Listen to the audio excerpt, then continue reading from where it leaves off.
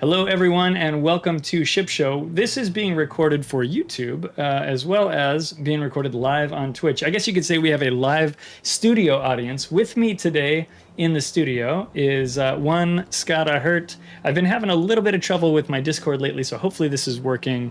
Skada, how are things going over on your end? How are you doing this fine evening? Oh, hello. I didn't see you there. I just really wish I was on camera. Just on camera once, just to do that, where the guy turns to the camera with the like pipe. On one of these, like, oh, hello. Well, hello there. Yeah. I didn't see you come in. I understand that you'd like to hear about research bureau ships. That's right.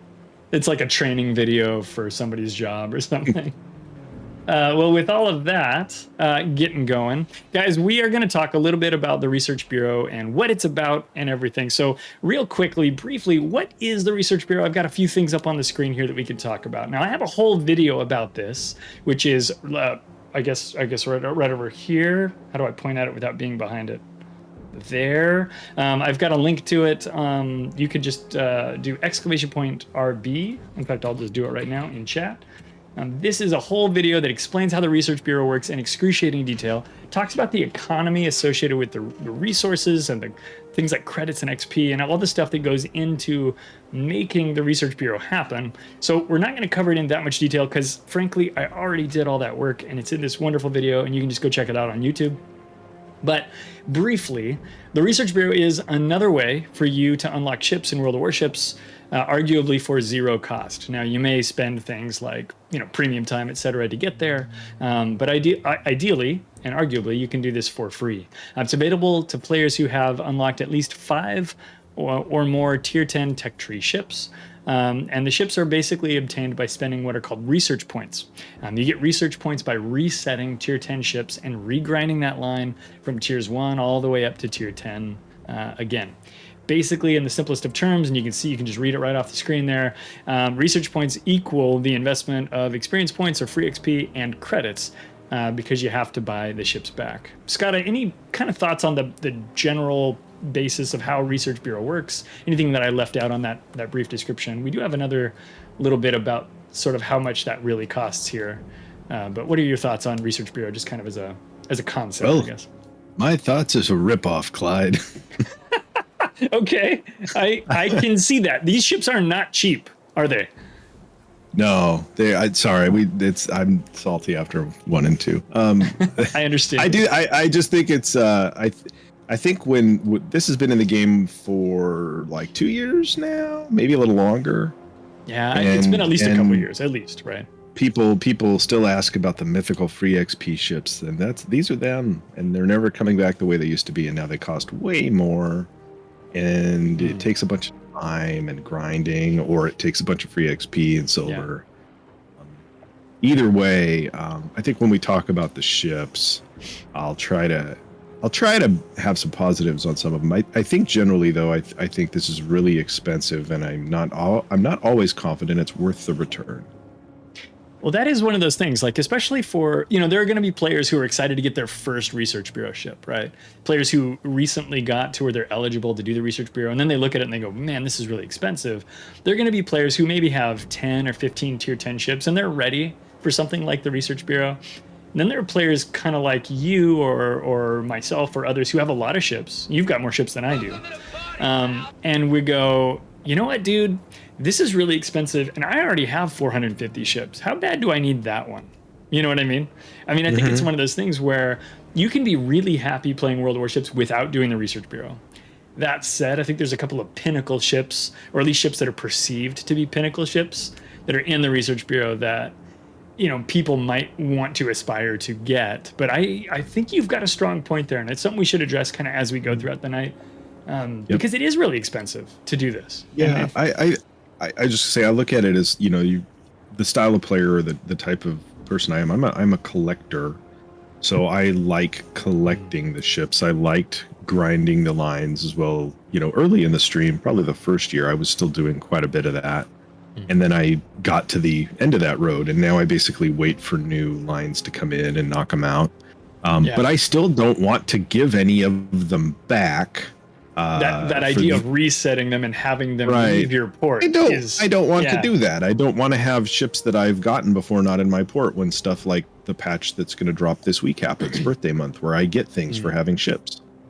And so, especially right now, huh? Yeah. Yeah, and so like for me personally, I don't like that taste of it. So as you talk about in the video, you know, you give, hey everybody, here's like the cheapest way to do this, and it's with one line. I'm sure there's a if you had a bar graph of lines reset for Research Bureau, the poor Hiragumo line is a skyscraper compared to a bunch of 2-story flats, right? You're like if you graphed out all the ones that the entire community did, basically. Yeah. I'm sure. And so you know that one gets ground up and chewed up and spit out and redone and over and over, and people only do it for the X2s and they collect stuff. And I know there's folks I'm just going to reset a line. I like playing that line, and I'm going to play through it slowly, and I'll re-get it. And in the meantime, you know, I'll pick up some RPs, and that's cool too. I mean, the whole mechanism as it exists is to like take people in theory like me that have everything and make you keep playing by regrinding stuff. But my personal satisfaction does not come from returning ships to them. So that's why I struggle with it. That's different for different players. It does surprise me. I am like you in that way. And we talk about this very much, and I keep pointing in the wrong direction because I'm mirrored here. But in this video here, we talk a lot about how to do this without not having those ships, right? And it involves a lot of free XP. Spoiler alert! But if you enjoy if you enjoy this concept, you'll want to watch that video. But I am like you in a lot of ways, where when I hit reset, I want to regrind the ships right now. I want them back in my port immediately. I don't want to give them back because I kind of like a lot of those ships on the Haraguma line. I don't play them as often. Anybody who watches my stream is like, you don't really play Kidda that much, Clyde. Well, that's true, but I don't like not having the option. You know what I mean? Like, I want it to be sitting there waiting for me for when I'm ready. Yeah, and so for us, and for a lot of players, it's a free XP sink. Yes. And that's what it's designed to be, in my opinion. It's also a silver. It's also a silver sink, right? Because when you flush your line, you get about a 2/3 or half the value or something. It's in your video, but it's not. You got to dump silver to get your stuff back. And here I say that my stuff back, right? Because I already earned that. I earned that ship, and that it chaps my can. And we can point out. There are other ways to earn Research Bureau points. I think every month there's like a monthly mission that gets you like 6. Yeah, that's I wouldn't call that the speed track to Ohio, if you know what I'm saying. sometimes in dockyards, sometimes in dockyards they give you a couple thousand. I think there might be some in the PR dockyard. There was one dockyard where they gave them to you for accomplished for building phases if you'd already finished building. And they only did that once. That was a brief wonderfulness. Yeah, they did that once and realized, we don't like that. We'd rather give them steel, right? And it's funny to me that steel's easy to earn. I remember when I started playing, steel was harder to get. Now steel's easier to earn than these. Right? Strange Research points from my point of view are hard to earn. Strange just says it takes approximately 4 years to grind a Research Bureau ship from daily missions. I haven't done that math myself, but I'd buy it. It takes a long time. That math is so depressing. And I know the math for the steel ships, right? I think I did the math, and it was 3 years to get Shikishima, right, for steel with just the dailies. So I'm not shocked if it's 4 years for a Research Bureau ship. Well, on that note. Yeah. So actually, we're going to kind of stay on that note. The next little section I want to look at is also about cost. I just wanted to scroll up and see kind of what we had in chat here. Trampoline says, I like it as a way to grind through lines I haven't played in a while with an extra reward of building towards a new ship. It's funny. I was building to this earlier, but I didn't get there. You were talking about how you don't like giving the ships back, and I'm kind of the same way. I like to reset, use my free XP, and get them right back. I've met a surprising number of players. I don't think it's the majority, but I've met a lot of players who say, yeah, but I like playing the German cruiser line, or I want to play the British light cruisers again, or maybe I want to regrind the Russian destroyers. And that's how they do it. And they do it kind of as Wargaming intended. And I think that's totally fine. I was surprised how many people have come out and said, I don't really do it your way, Clyde. I just like playing World Warships. And that's A-okay. There are going to be different approaches to how you want to do the Research Bureau. This video I keep pointing the wrong way, is all about doing it in the most efficient way possible. But it certainly is not the only way, and it might not be the most enjoyable way for other players. So, Trampoline, I appreciate your comment there. We've got Psyops here says 1,800 research points away from my first ship going for Ohio. We'll certainly talk about Ohio tonight. It's a very popular pick. Classified says, I hate the Research Bureau. Fair. I'm not going to tell you you're wrong. Go ahead. One comment I saw fly by earlier, and it's another thing to point out. It's not just these ships that are in the Research Bureau; it's the legendary modules too, and I think that's the suck as well. And somebody commented they didn't like that. I concur. That's crap. I don't like that they're in there either, because and especially for the cost of them. It's like a third of one of these ships to get a leg mod, and that stinks. It's a lot. I don't care for that at all. That is a thing I think is a disservice, especially considering some of the leg mods are kind of trash. But just hey folks, if you want to put those in there, how about 5,000? Let me buy 2 of them with a line reset, or at least one. Yeah. But the they're concept actually just more than a 2x reset, right? Just the concept that basically I have to rerun a line. I basically have to run a line 3 times to earn the leg mod. I don't remember the mission chain being that onerous in the past. It wasn't great. But, I have leg mod for Des Moines. I have leg mod for, Grosser Kurfürst, which is a great use as it's a premium now. Then there was a couple that I had the quest that died on the vine because I couldn't get it done for Moskva and Henry. I had one or two that went that way too. It's frustrating to me. We talk about this a bunch about your favorite boat, Khabarovsk, how I will never know the joy of the Khabarovsk that you do because I will never spend research points to get that leg mod, which is required to make that boat not trash. It's a real bummer, man. I was actually looking at all the legendary mods last night. I'm not really prepared to speak about them in this discussion, but it's one that I think would be fun to do sometime. Either you and I together or in a video or something like that. But and I looked at the Kaba one, and there are a few of them that are well, there's a negative, but man, the upside is so great. There are very few where it's only positives. And then there are a bunch where it's kind of questionable whether you want it at all. And they gate it behind this resource, which is so expensive to get that I find it's going to really turn people off of legendary mods. On top of that, they don't really roll out new legendary mods, right? It's been a long time. When's the last time we saw a new one, Colbert, maybe? Colbert has one. Yeah. I don't know. I don't think the Italian cruisers got one. And that line's been out for almost 2 years. They basically, last one was CV, someone says in chat, so maybe Hack and Midway or something. Yeah. But so there's been a number of lines and they just don't make them because they sit there and they know, nobody buys these. Right. So we're not going to put any effort into it. But, it's just a bummer. I think if they made them cost, like you said, maybe 8K, you said 5-6K, but 8K maybe, I think people would look at them, especially if there was some development that was going that way. But I think they should just make them cost of balloons, you animals. Just charge me $20 for it. You crazy animals. Yeah. Quit screwing around with the research. I don't know. Anyway, research. And it's sad because I think some of these ships we're going to talk about are interesting, and I think some of them are fun, and some of them are maybe less than. But I do think they've put a lot of design effort into some of these ships that you see available behind the Research Bureau. Kind of like steel ships, steel ships tend to be, kind of interesting in a way, or designed, or not really a side grade, usually kind of like a diagonal grade, if you will, from other things. But it's a lot of these are just kind of cranky and hard to get. And if you do get them, it's questionable what the use is. What's the use case, right? A lot of steel ships we talk about they're really important for competitive, like they're really good in ranked or they're really good in clans. I'm not sure that's the case with Research Bureau ships. There's a couple that we'll talk about that are very popular in those metas, but that's true. There's a fair number here that make you scratch your head and go, why does this exist? So and we'll certainly get into that too. I think a lot of the Research Bureau ships are quirky. People like to say gimmicky. What's the gimmick? What's the thing that makes this boat stupid? And there's a lot of that in the Research Bureau, and we'll cover that when we get there. Let's jump over to our next display here. This one talks a little bit about the cost. Now, we were just kind of diving into this ahead of time. This is a couple of screenshots from that video that I just posted, and they kind of explain how it works.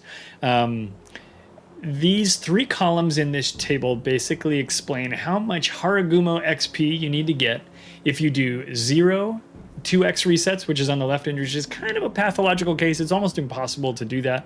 Or if you do just a single 2x reset and the rest are 1x resets, or if you do all 2x resets, which is in the rightmost column in the table. I think a lot of players, and I won't certainly speak for everyone here, but a lot of players do all 2x resets. And those are, so you're paying the rightmost column, which I guess is that way on your screen, in Haragumo XP. Now, we can't say that Slava costs this many experience points, but we can say it costs this many Haragumo XP, because it's the XP you use to regrind Haragumo, or this much Des Moines XP, or this much Colbert XP, or whatever you're resetting. So we're using Haragumo as the base because it's the cheapest in terms of the least number of XP that you have to get. Go watch the video for details. And then the other little table that I've got over here is about the credits. And this is the part that everyone forgets. Everyone thinks that Research Bureau ships just cost a lot of free XP or a lot of regular XP regrind. And we've mentioned this, I think you brought it up first, that it does cost credits. If you want the research points, you have to get a win or a certain amount of base XP in each of the ships from tier 5 through tier 10 on the line that you reset to get those XPs. There's no reason that you need to do this, except that making you play that match forces you to buy the ships back, which forces you to spend credits. Okay, so the minimum credits you can spend, if you only buy the required modules, if you only buy the ships you need to buy and you don't buy the lower tier ships, the minimum number of credits you need to do a single rebuy and regrind on these is 56,910,000 credits. I use the $, sorry, international viewers, for Haragumo. It's more or different numbers for other ships. If you rebuy everything on the Haragumo line, you want the tier 2 all the way through the tier 10, you get all the modules, it's 72 million and change. I buy somewhere between these two numbers because I still want to have a couple of the upgrades on my Kitakaze, or I think there might even be an upgrade on the Haragumo. And so I kit out some of these ships because I like having them ready to go in my port, like I said earlier. So the least number of credits you need to spend is 57 million thereabouts. And if you rebuy the ships more than once, you're going to spend that number of credits over and over and over again, right? So the credits cost is one that people often forget. And again, we go into excruciating detail. I kind of went into more detail than I wanted to here tonight on this in that video. So go watch that video if you're interested in knowing more about how this part of the economy works. Scott, any thoughts on this in terms of how much XP these ships cost? And I've got the list of them there. This is all 9. I added Sevastopol, and then what the costing credits is for the players. We kind of talked about some of this already, but makes super ships seem like a bargain. Kind of does, doesn't it? Kind of does. I know.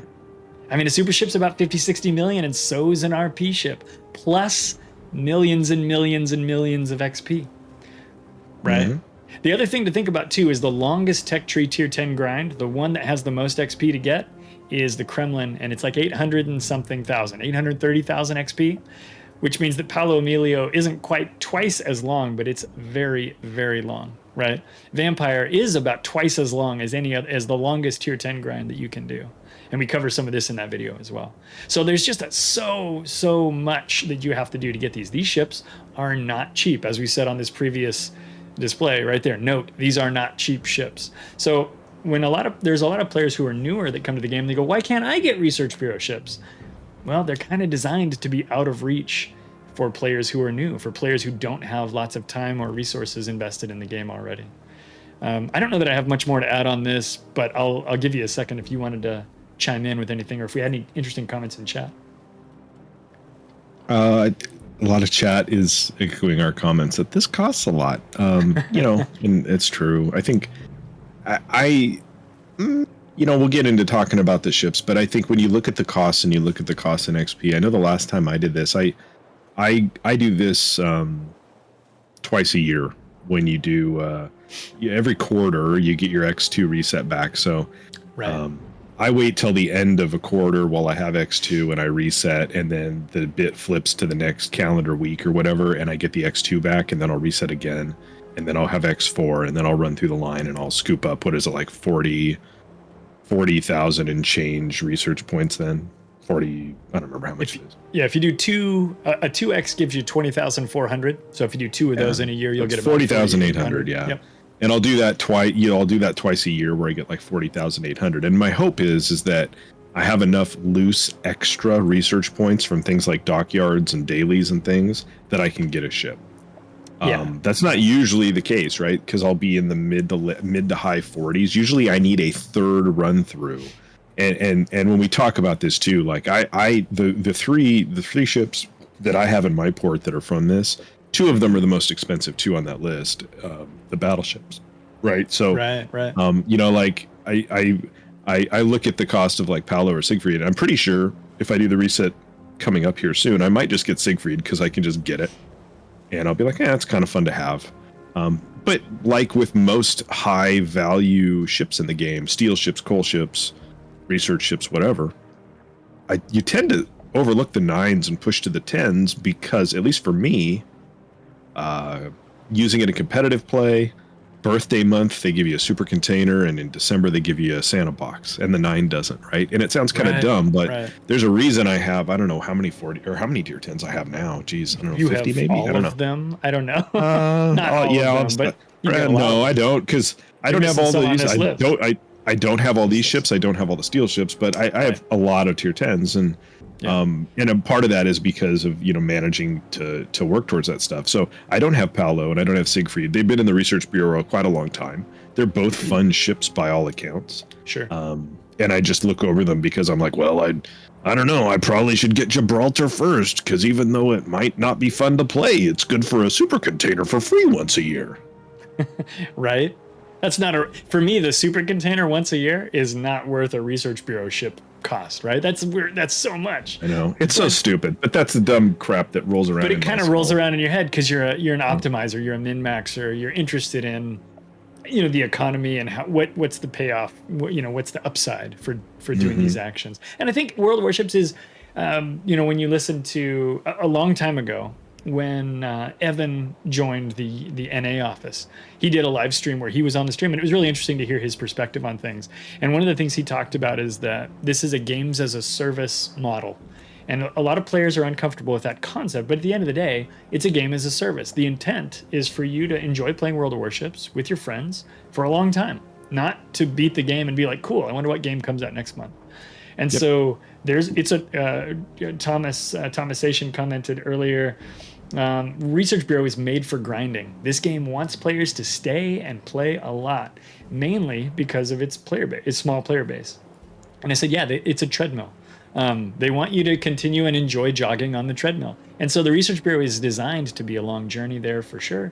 And so, you know, you kind of want to learn how to optimize that and to do really well there, you know, and do your best with the resources that you have. The biggest resource you have is time, right? And you're either going to invest more or less of that in there.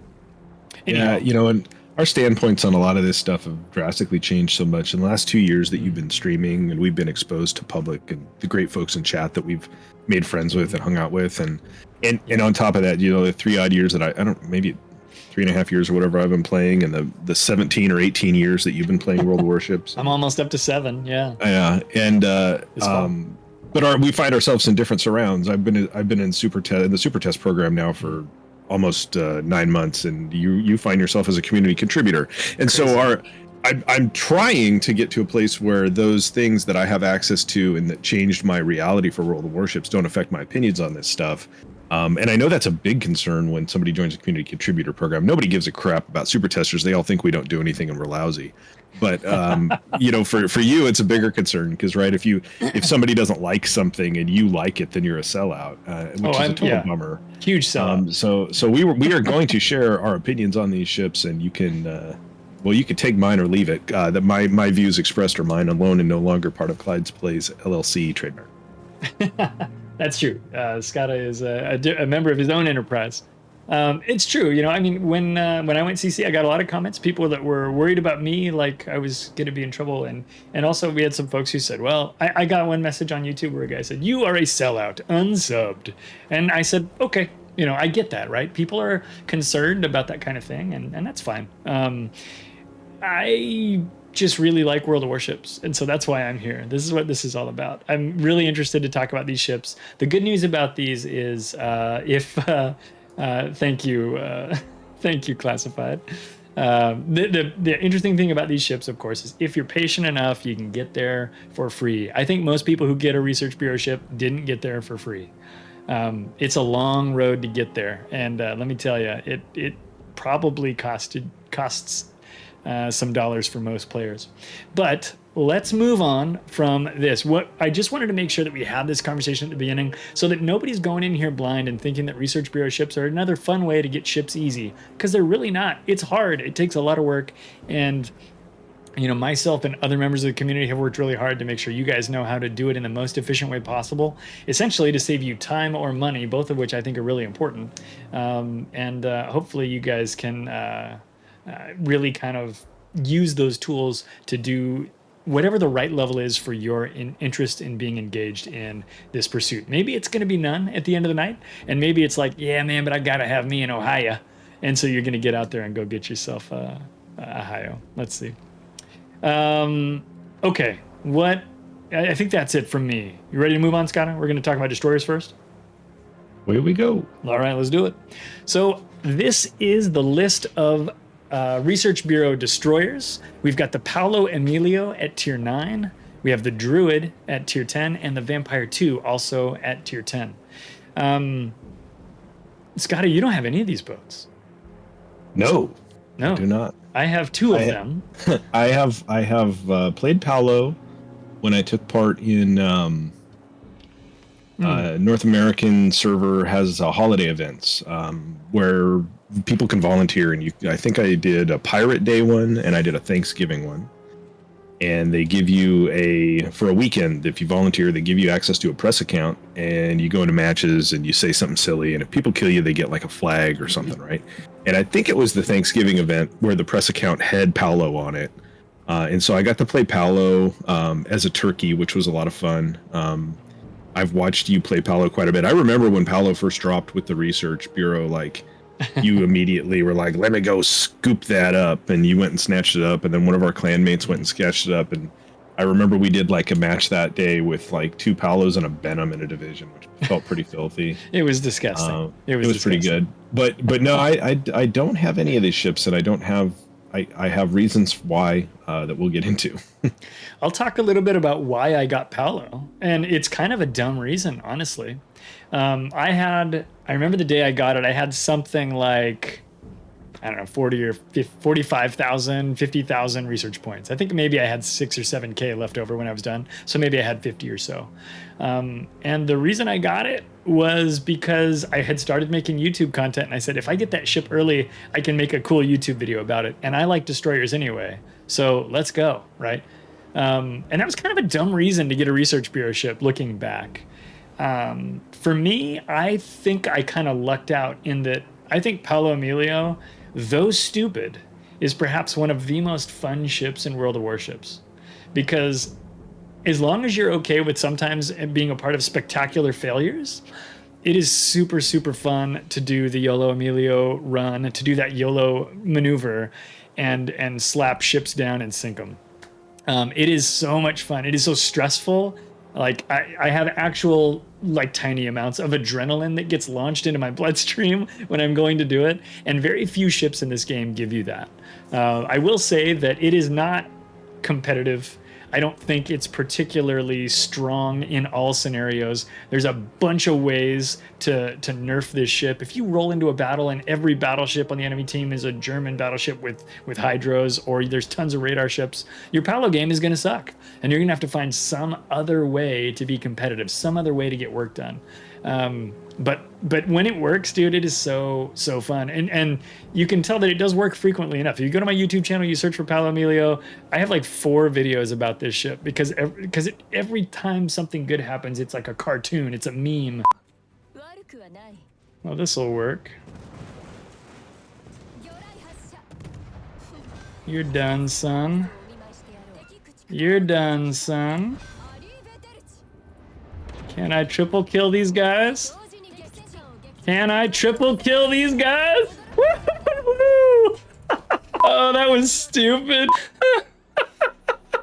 I'm so glad that was on the internet and you guys all got to see it. How stupid was that? That is why Paolo is so much fun. However, if you're not okay with having it go spectacularly wrong and you being dead with 4,000 damage sometimes, or if you're not okay with spending this much of your resources, we talked about how expensive these ships were on the previous display, the previous screen. if you're not okay with spending that much of your hard work on a ship that's kind of a meme and isn't very good for competitive modes, it isn't very good for clan battles, it isn't very good. Well, some people take it into ranked. Then this is a boat you should absolutely avoid.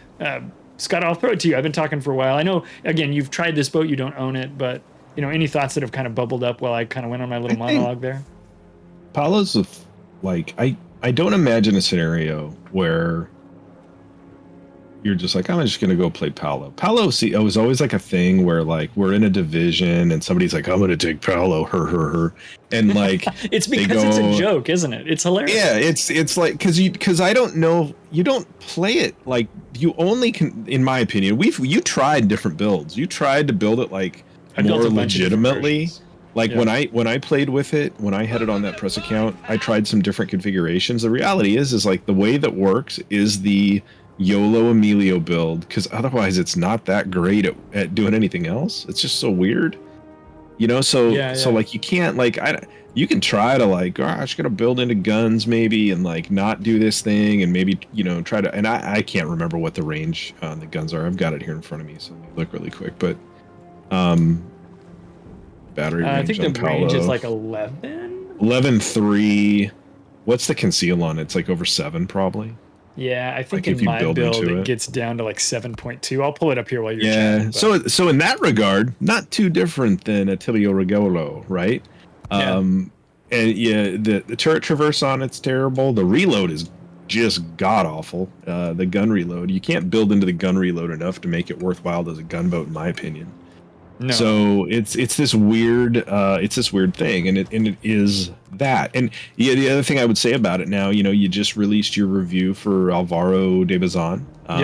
Yeah. I can say that much about it. I can say the name of the ship. And one fun thing to point out, that's the 3rd time they've used the Paolo Emilio hull, right? I mean, these guys are so good at asset reuse. You really got to compliment them on the asset reusability and what they can do with it, right? They built Paolo. It's this Italian class of destroyer, right?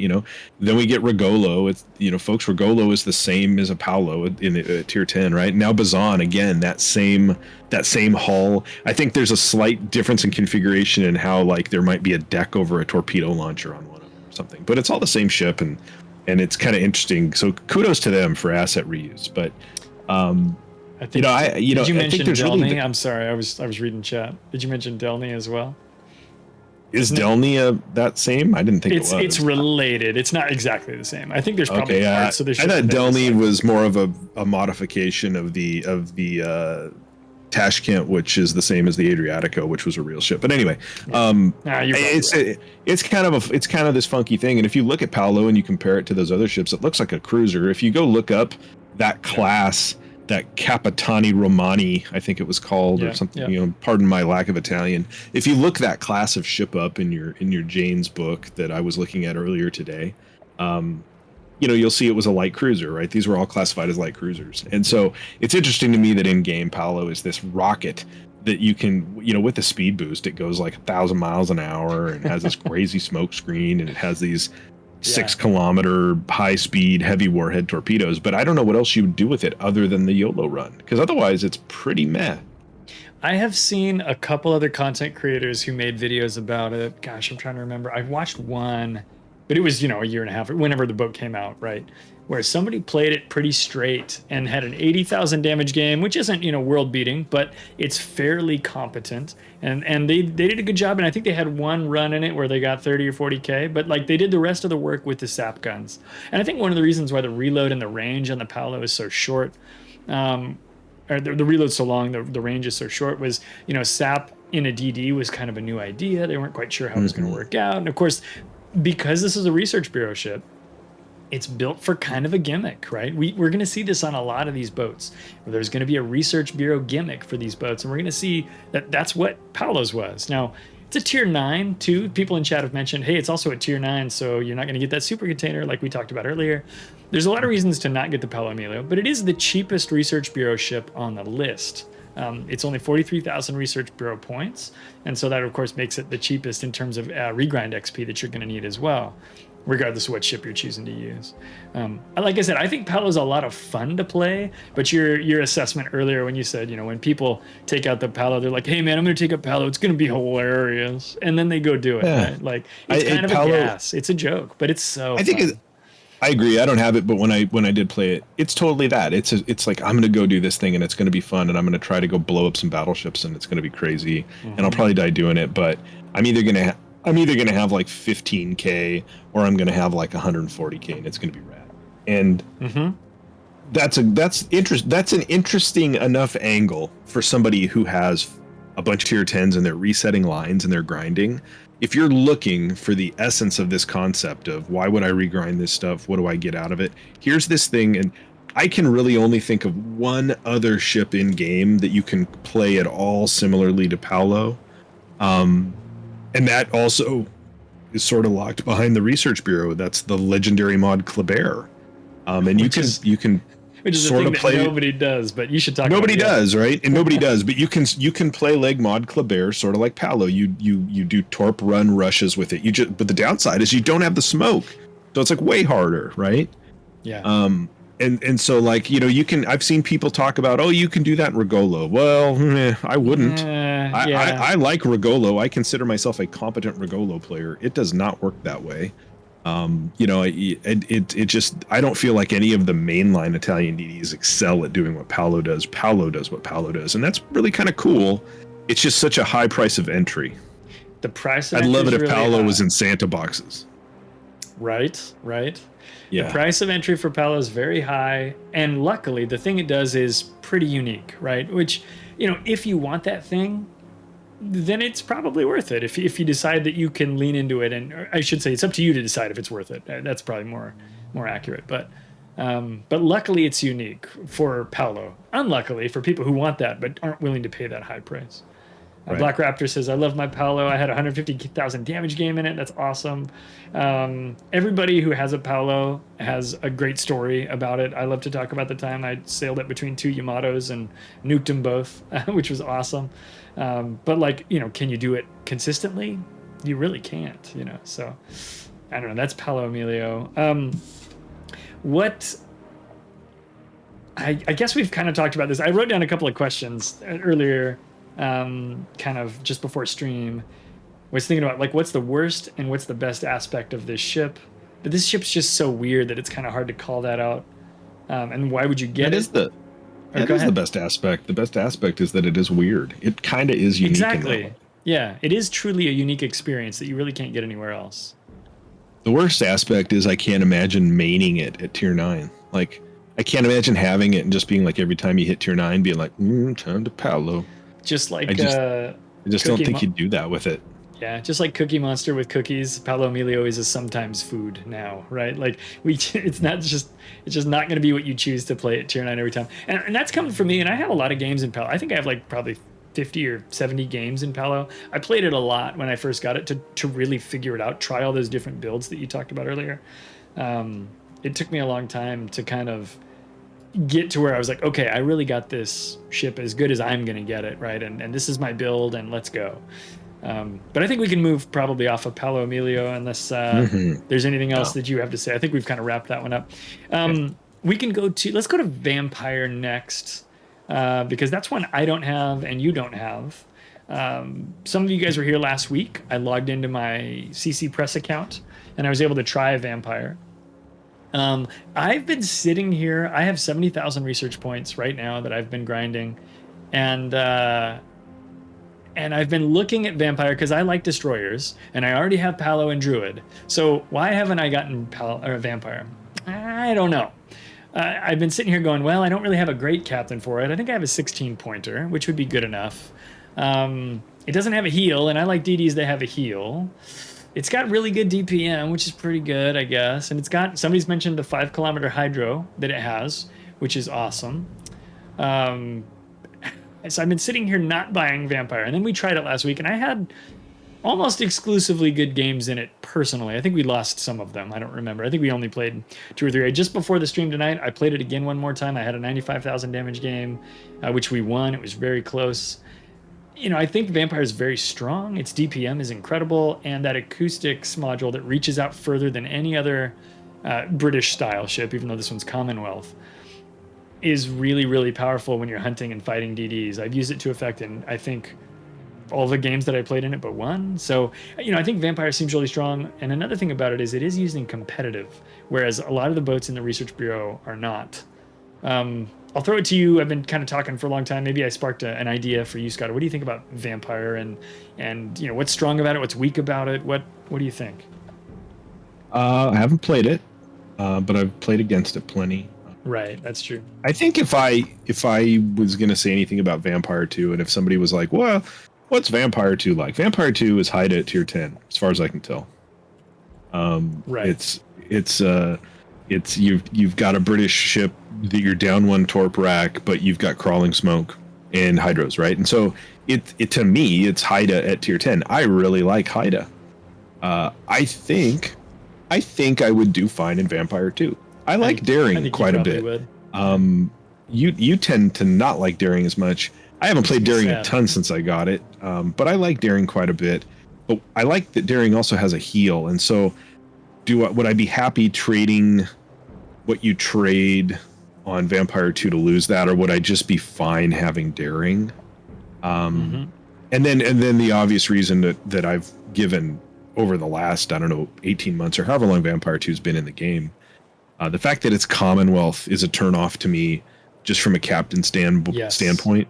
Yes. Because I don't have a lot of 21 point captains, folks, but I don't think I have a captain that's even 18 points in over there. I might have like I think the guy that I have now that's riding Haida and Huron is like 17-ish. And I could juice him up, and if I don't know how many points realistically I'd need to feel comfortable in Vampire, probably 18, 19. I've never really looked to build a captain for one, but that's kind of why it's weird that it's over there in Commonwealth. I'd love Commonwealth to get a line. Yeah, that'd be amazing. If they just built a Commonwealth line, could be destroyers, could be cruisers. I know it's going to be a bunch of retreaded UK stuff, but I don't care. Just make that stuff all have crawling smoke and HE, and then it's cool. Like, fine, whatever. I'd rather have that than what we got Pan Asian cruisers, but that's just me. And so that's kind of my take. I think playing against Vampire when those first came out was actually a season where I was playing Destroyer and clan battles a lot. Yeah. And they're a bummer to come up against in competitive because of the, they smoke hydro. Mm-hmm. They're hard to get away from, and the gun DPM on them is really good. So, I think it's probably a really strong ship, and you've shown that. You played it last week and had a good time in it. And coming in cold, kind of as a noob.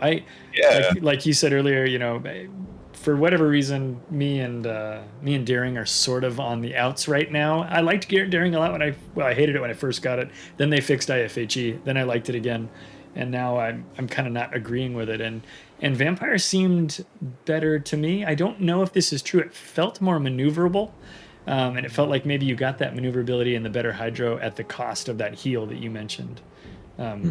For whatever that's worth. So I just wanted to throw that in real quick. Yeah, no, but you can speak to its abilities. I haven't played it, but if I was talking to somebody and they were like, oh, I don't know if I should get that, what's it like? And I would say, do you have a Haida?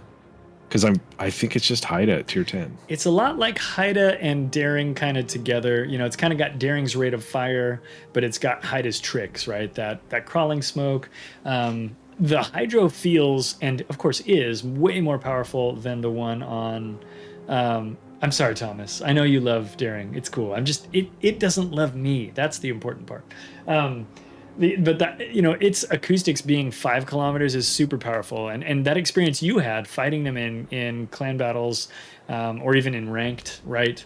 It is horrifying. I have been in ships with heals on a side where it was like me and a cruiser that wasn't doing much, and we're trying to hold a side, and some guy in a Vampire rolls up, and his cruiser has radar and knows how to collaborate, and that guy lights me up with radar, and now I'm lit up. The Vampire's in smoke, and it doesn't have a heal, and I'm healing, and this one time was in a Grozovoy, is the specific experience I'm talking about, where I disengaged, came back later, fought him again, had to disengage again because now he had me on Hydros, and I fought him 3 or 4 times, and I did nothing to the guy with no heal, and he killed all of my Grozaboy and all of its heals. So the DPM is really, really, really capable. I think Vampire, for a player who can regulate your hit points, who knows how to use the acoustics and the smoke together, is going to be really powerful. The DPM is absurd. It starts fires a lot. I actually don't know what its fire chance is, but we can look at that real quickly. Vampire 2 has an 8% fire chance. The fires per minute, I think that's in here, is 11.5 though, right? So like when you look at like Siegfried, which has a 34% fire chance, it has a 4.7 fires per minute rating. So kind of speaks, obviously very different ships, a kind of weird comparison, but like that fires per minute is a lot if you can get 11 fires per minute with it. And it seems like I get a lot of fires with it. I think you can get a lot of fires with something like Daring. And I think if you're looking to buy one Research Bureau ship and you already have Daring and you're happy with Daring, maybe look somewhere else to get a different flavor. What kind of port, looking at other ships that players might have, I guess what might be complementary without being duplicative if you didn't have a Vampire? And I know again you haven't played it, but kind of just using your knowledge of the library of ships that are in World of Warships. Like what do you like? I guess I'm saying like if you've got this ship or that ship. I mean, we talked about Daring. Is there anything else that's like Daring where maybe you could skip Vampire for now but get it later, or maybe if you like this ship you might like Vampire or something like that maybe? And it's kind of an odd way to ask that question. Like it tier? Yeah, add tier, I guess. It might just be Daring. It feels like there should be something else that's also like it, but Crawling Smoke is such a oddity. So unique. I can't really think of anything at tier that gun handling on it. So like, the flight time on the shells, the shells are not in a hurry and they loft. So they do. That has good and bad. When you're taking DDE engagements, it's probably not as big a deal because you're closer ranges. But if you're like at 12 kilometer range with Vampire 2, you've got like almost a 10-second shell travel time. And so that's kind of like a Daring thing. So like, if it's not gonna, I could tell you it's not gonna feel like, Russian guns or French guns or anything like that. It's probably it's gonna kind of feel more like gearing guns maybe. Yeah. In terms of lofty. Yeah. They feel a little flatter than that, but I also played a lot of Vampire up close because you can get away with it with the hydro and with the smoke. Yeah. I personally, I don't think I can answer that question though, because not with my knowledge of ships, I just don't know, having not played it, and if I would go, I'm getting the same jollies out of playing XYZ other than really saying Daring, because I really do think that it's just a Daring with less torps and Crawling Smoke, right? No heal. So that's what I look at when I see it, and I go, is it that much better? And I don't know if the guns reload faster on Vampire 2. Maybe they do. And the base reload looks like it's 2.5 seconds. I can't remember what the reload on Daring's like, but Daring's guns are no slouch. Yeah, no. If you pull up Ship Tool and you pull up all the tier 10 destroyers and you look at main battery, Daring and Vampire 2 are right next to each other on every single list, right? So the reload time is 2.5 on Vampire, 2.8 on Daring. The flight times for the AP shells are identical. In fact, almost everything about the AP shells is identical. Everything is identical. This is kind of one of those ones we talked about earlier, where I think you're kind of looking at, is this a side grade? What is its gimmick that puts it in the Research Bureau, right? I think part of its gimmick is that it's Commonwealth, which is just an oddball thing, I'd be curious what your take is on where it lands in that regard. It's well, we'll talk about that too.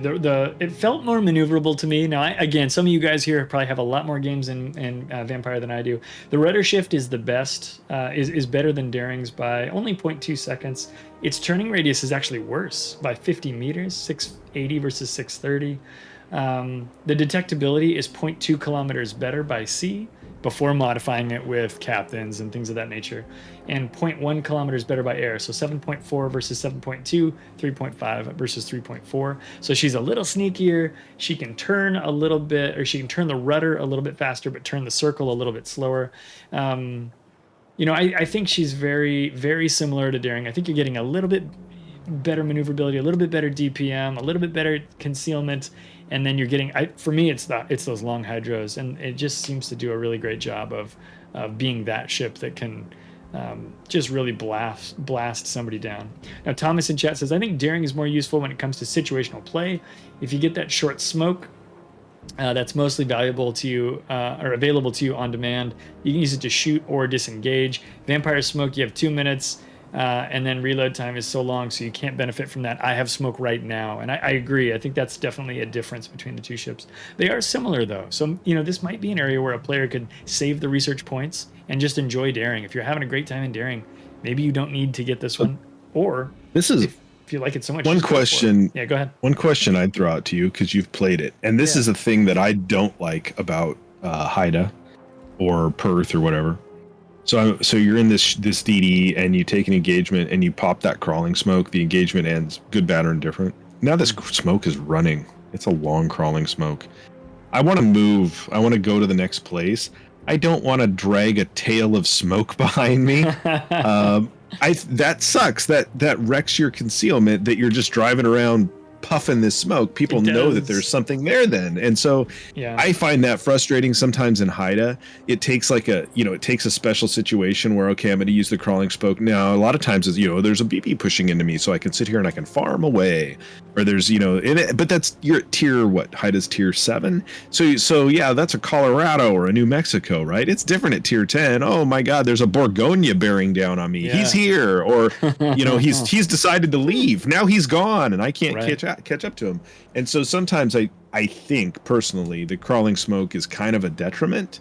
What's your take on that? Yeah, that's a good point. I think the crawling smoke can give you away and things like that. I think the best way to utilize that smoke, and players of other skill levels may have different takes on this, whether you're more skilled than me or trying to stay here right in average country with me. You might agree or disagree still. For me, it's best if you can just use the whole smoke. Rather than use it for 30 seconds and then bail on the rest of it. If you're not using that last 90 seconds, then it's like, or the last 60 seconds, excuse me, then it's like, well, shoot, you used that consumable and didn't get what you wanted out of it, because you can get more, right? If you can use the whole thing, you want to use the entire smoke if you can. That's best. If you do need to drag it away, I haven't found that to be a huge detriment, but that is an interesting thing to bring up. You can use that smoke to disengage, but as Thomas pointed out earlier, it's an expensive disengage because you don't get 6 uses, you get 3 uses, right?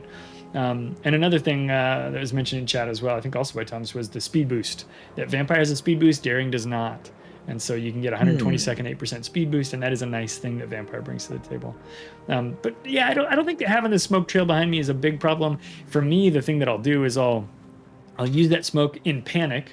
You could at least. And then you're like, crap, I wasted my really good smoke and I'm not farming. I'm not doing the thing that Wargaming intended me to do with this smoke, because I think you can farm with it and do a really good job. Whereas with Daring, if you waste a smoke, no big deal. I got another one coming up in less than a minute. Now that mine's done puffing, right? Or whatever. All that said, I don't know. I look at what's in the research bureau and what I don't have, and Vampire is always at the top of the list of the next research bureau boat that I want to get, though. Yeah, I think I might get it. You can get it right now. You can just turn this screen off and just show the world that you're a man full of research points, and that you can just spin. And then I'd be a poor man with no research points, or with 15,000. I've been playing it this week.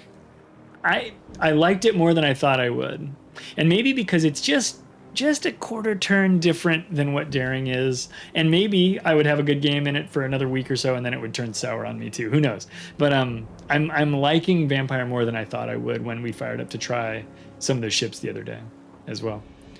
With that, I think we'll kind of close the book on Vampire there, and we'll jump over to Druid. Now, Druid is another destroyer that I do have, and I've played a lot of games in Druid. Druid is interesting. She's guns only destroyer, AP only as well, and she has just 4 barrels, 2 turrets, 2 barrels apiece up front. I think the base range, or at least my range as I've built it, is like 14 or 14 point, I think it's 14.0 or maybe 14.1 kilometers. As I said, no torpedoes. Like Daring, it's got the short smokes and it's got the long duration but short distance hydros on it. I found Druid to be a lot of fun, and I think Druid is probably more useful in a competitive sense than Paolo is, and probably less useful in a competitive sense than Vampire is. And it seems like the meta is kind of in agreement with that based on what we see when we go out to be a part of those kinds of game modes. So Druid, very rapid fire. Let me pull her up over here on very rapid firing AP shells. Again, AP only. She's got the fastest fuse time. I think that's available for any tier 10 destroyer at 0.005 seconds. So that means the fuses are going to arm on lightly armored targets. She's great at killing destroyers, light cruisers, things like that. And she's better than she ought to be at farming superstructures of battleships. They have light armor too, but you've got to be a relatively accurate ship. Or accurate shot at that. There's a discussion in chat about what the concealment is. The concealment is 6.6 kilometers in my build. So I think, Abel, you're correct on that front. The concealment's a little tricky, and so you got to learn to use islands. The shells loft a little bit, but they're still relatively quick somehow. And so you can loft them over islands. You can use your smokes a lot. And I think you can get a lot of work done that way, but you are not the sneakiest DD out there, and you can't really make your own way because that's defensive acoustics, not offensive acoustics. You can't really use them like you can the vampires, where you can use them to push a ship, but you can use them to keep yourself safe in your smoke when you're farming. And even though the smokes are short on Druid, I think you can farm with them because the reload is so quick, the DPM is so quick. She's been called the Minotaur because she's kind of half of a Minotaur, or maybe 40% of a Minotaur in terms of guns and turrets. That's kind of my real quick discussion on Druid. Scotta, you've not played Druid, but you've played with me in Druid and things, and I'm sure you've had positive and negative experiences, mostly based on my decision making, maybe not so much on the ship. Maybe you fought against a Druid. Any impressions from your experience that you're able to share on Druid? Like Forky from Toy Story would say, Druid's concealment is trash. I hate its concealment. And honestly, when you play it, that you aren't going to contest caps, which angers the bejesus out of me because of that concealment, right? And so it's one of those ones when you play it, I gnash my teeth and go, oh, here we go again.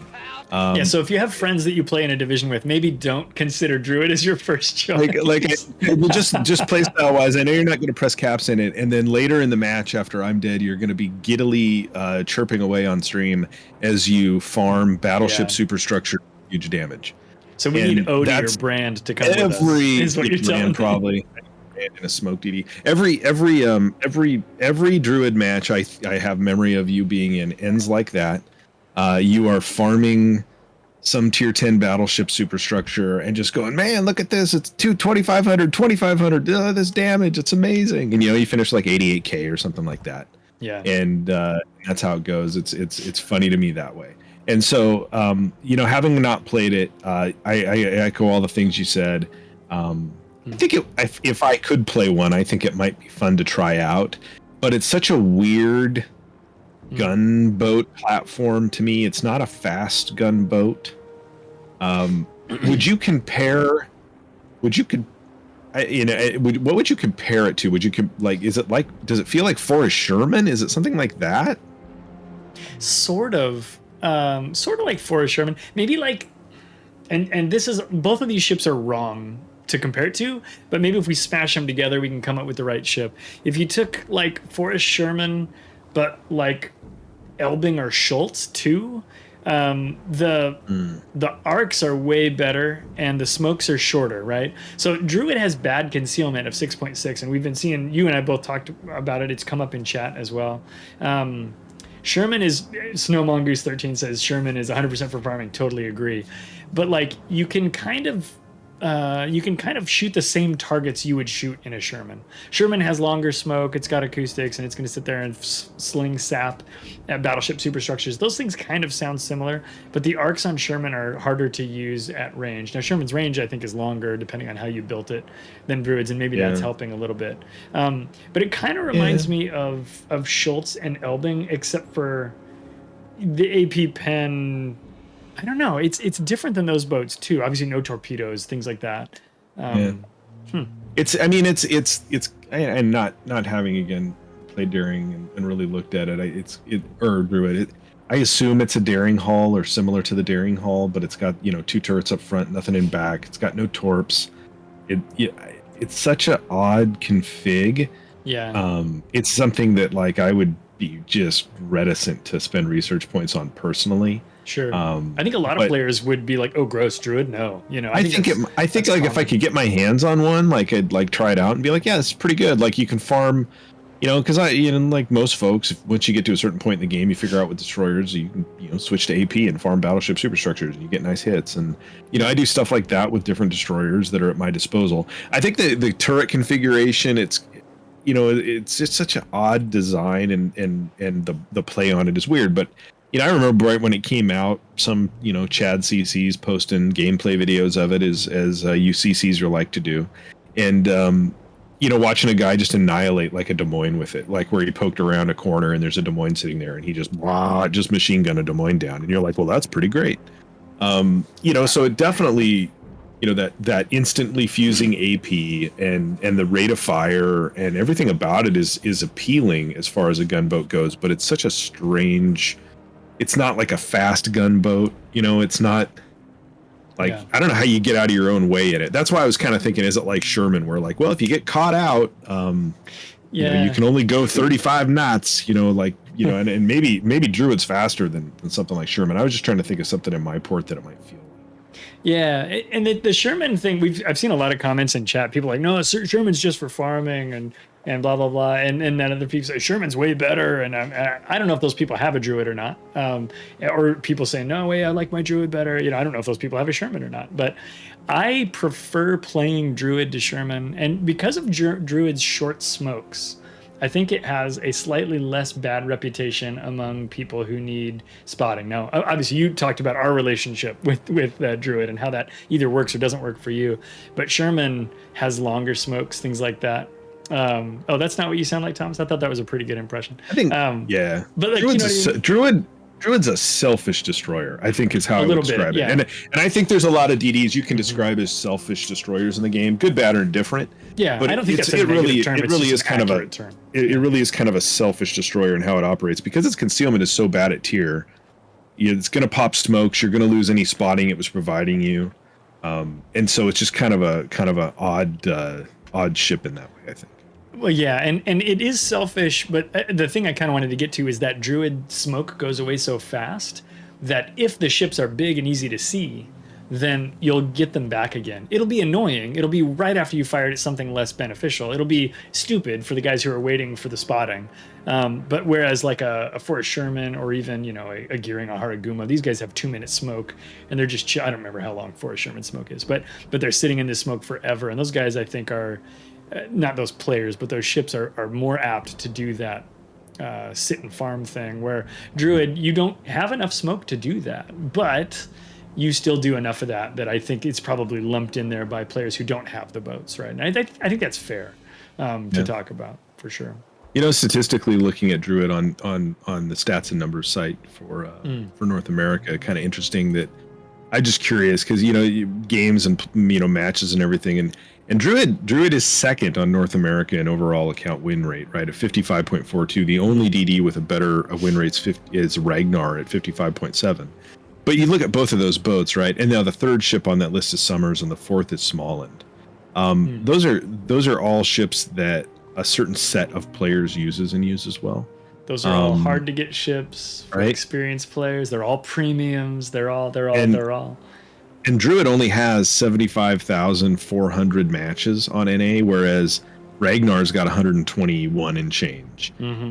Summers has 360. Interestingly enough, Smallland has 345,000, and it's been out the least. You know, it's way, you know, it's less available and stuff. And, you know, average damage for tier 10 DDs on NA, again, Ragnar's number 1, Elbing's number 2.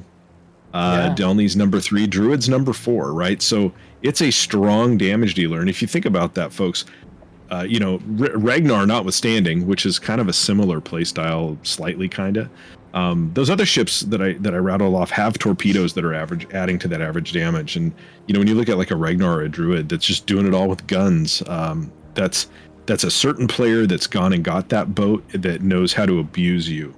And you know, so yeah. I don't know. I would say, what do you think having played Druid, what do you think, like, is the skill floor on it low or is the skill floor on it high? I think it's probably medium low would be my take. I like the Druid. I am not that guy who gets 150,000 damage every match in it. But I think it's once you kind of learn how to use the smokes intelligently and make sure you use your acoustics to keep yourself safe, you can find places where you can do a lot of farming. And people have a hard time hitting you. You can slap that. The smoke is always available, so you can turn that on and get away from danger. It pens pretty much everything at pretty much any angle as long as you're hitting the right armor. So that's awesome. The other thing that I wanted to mention too is that it shoots over its shoulder pretty well. It dabs, if you will. You can throw your guns around and they rotate relatively quickly. So there are very few times where you're like waiting for the guns to turn so you can get work done. And they did that on purpose because you only have those 4 guns. They kind of have to be working all the time in order for you to post those big numbers. I think Druid's not totally tricky. I did, Alan. I think Druid's not totally tricky to learn how to play, but it would take a few matches for you to kind of get yourself into a place where you're comfortable with it. I think it does have a hull repair as well, I think. Yes. Which you don't have on Vampire, which you don't have on some of these other ships, right? Some of the comparables we've talked about do have one, the Germans and things, but wait, hang on. Does freaking Elbing have a hull repair? I'm losing my mind. It doesn't. Okay, so yeah, some of these that don't have that hull repair, that Force Sherman does not as well. They can't recover, whereas you can in Druid. So I think that makes it a little more forgiving for a player, but you do have to work around that poor concealment, which I know a lot of players are just like, nope, I'm out, 6.6, get out of town. That's not happening. Mm-hmm. So that's kind of my assessment on this one in terms of ease of play, kind of. All right, I think we might have exhausted our Druid discussion. Any final parting thoughts for you? Is there anything on Druid? I mean, what's the number one thing on Druid that's made you not get it so far? I think you may have already said, but just as a final note. Or is it just that other ships were more appealing, which is concealment, lack of torps, lack of interest in the platform? I don't know. Take your pick. I think those first 2 you mentioned are probably what keep players away. I think the great AP, the rate of fire, is the reason to maybe opt in. So I don't know. Take that with whatever grain of salt you need there, chat, and consider yourselves armed with what you need to make that decision. Foaming Jetty is in the chat. By the way, we gave him a shout out earlier. Foaming Jetty is another North American CC. We're glad to have him join us tonight. Jetty says, Druid is one of those ships that benefits massively from having a div mate, and I agree. It is very, very helpful when you have a div mate helping you out. The experience is a whole another level if you can work together. Because you need a spotter, or you need somebody that can hit things that you spot when you're between smokes. I totally agree with that statement. I think with that, man, we'll move over to cruisers, and this is an area where I think you've got more of these ships, so we'll get a little bit more of a Skada has this ship he can talk about it neighborhood. So for cruisers, there are 4 of them here on the list. I have 1, you have 1, and I think neither of us have the 2 on the bottom. Is that right? That is correct. So let's start with Colbert. I'll have you talk about Colbert. That is one that's in your port. I've played it, I think, 3 times, and so I can speak to it a little bit, but I think you've probably got more matches than I do at this point. I recently, Colbert's the newest research bureau ship I got, so I got it now probably, I don't know, 5 odd months ago, whenever the last time I could do a double 2x reset. It is the oldest research bureau ship, if memory serves. I believe it came in first, and then Ohio came second. Oh, is that right? I always thought Ohio was first. That's crazy. I'm pretty sure Colbert was the original, but the OG. Chat can fact check me on that. Yep. Colbert's an interesting little ship because of the obscene DPM. Mechanically, everybody knows. I think that if you look at the the gun stats on it, it has this absurd 734,000 AP DPM and almost 600,000 HE DPM. I don't know how much of that's real hitting DPM.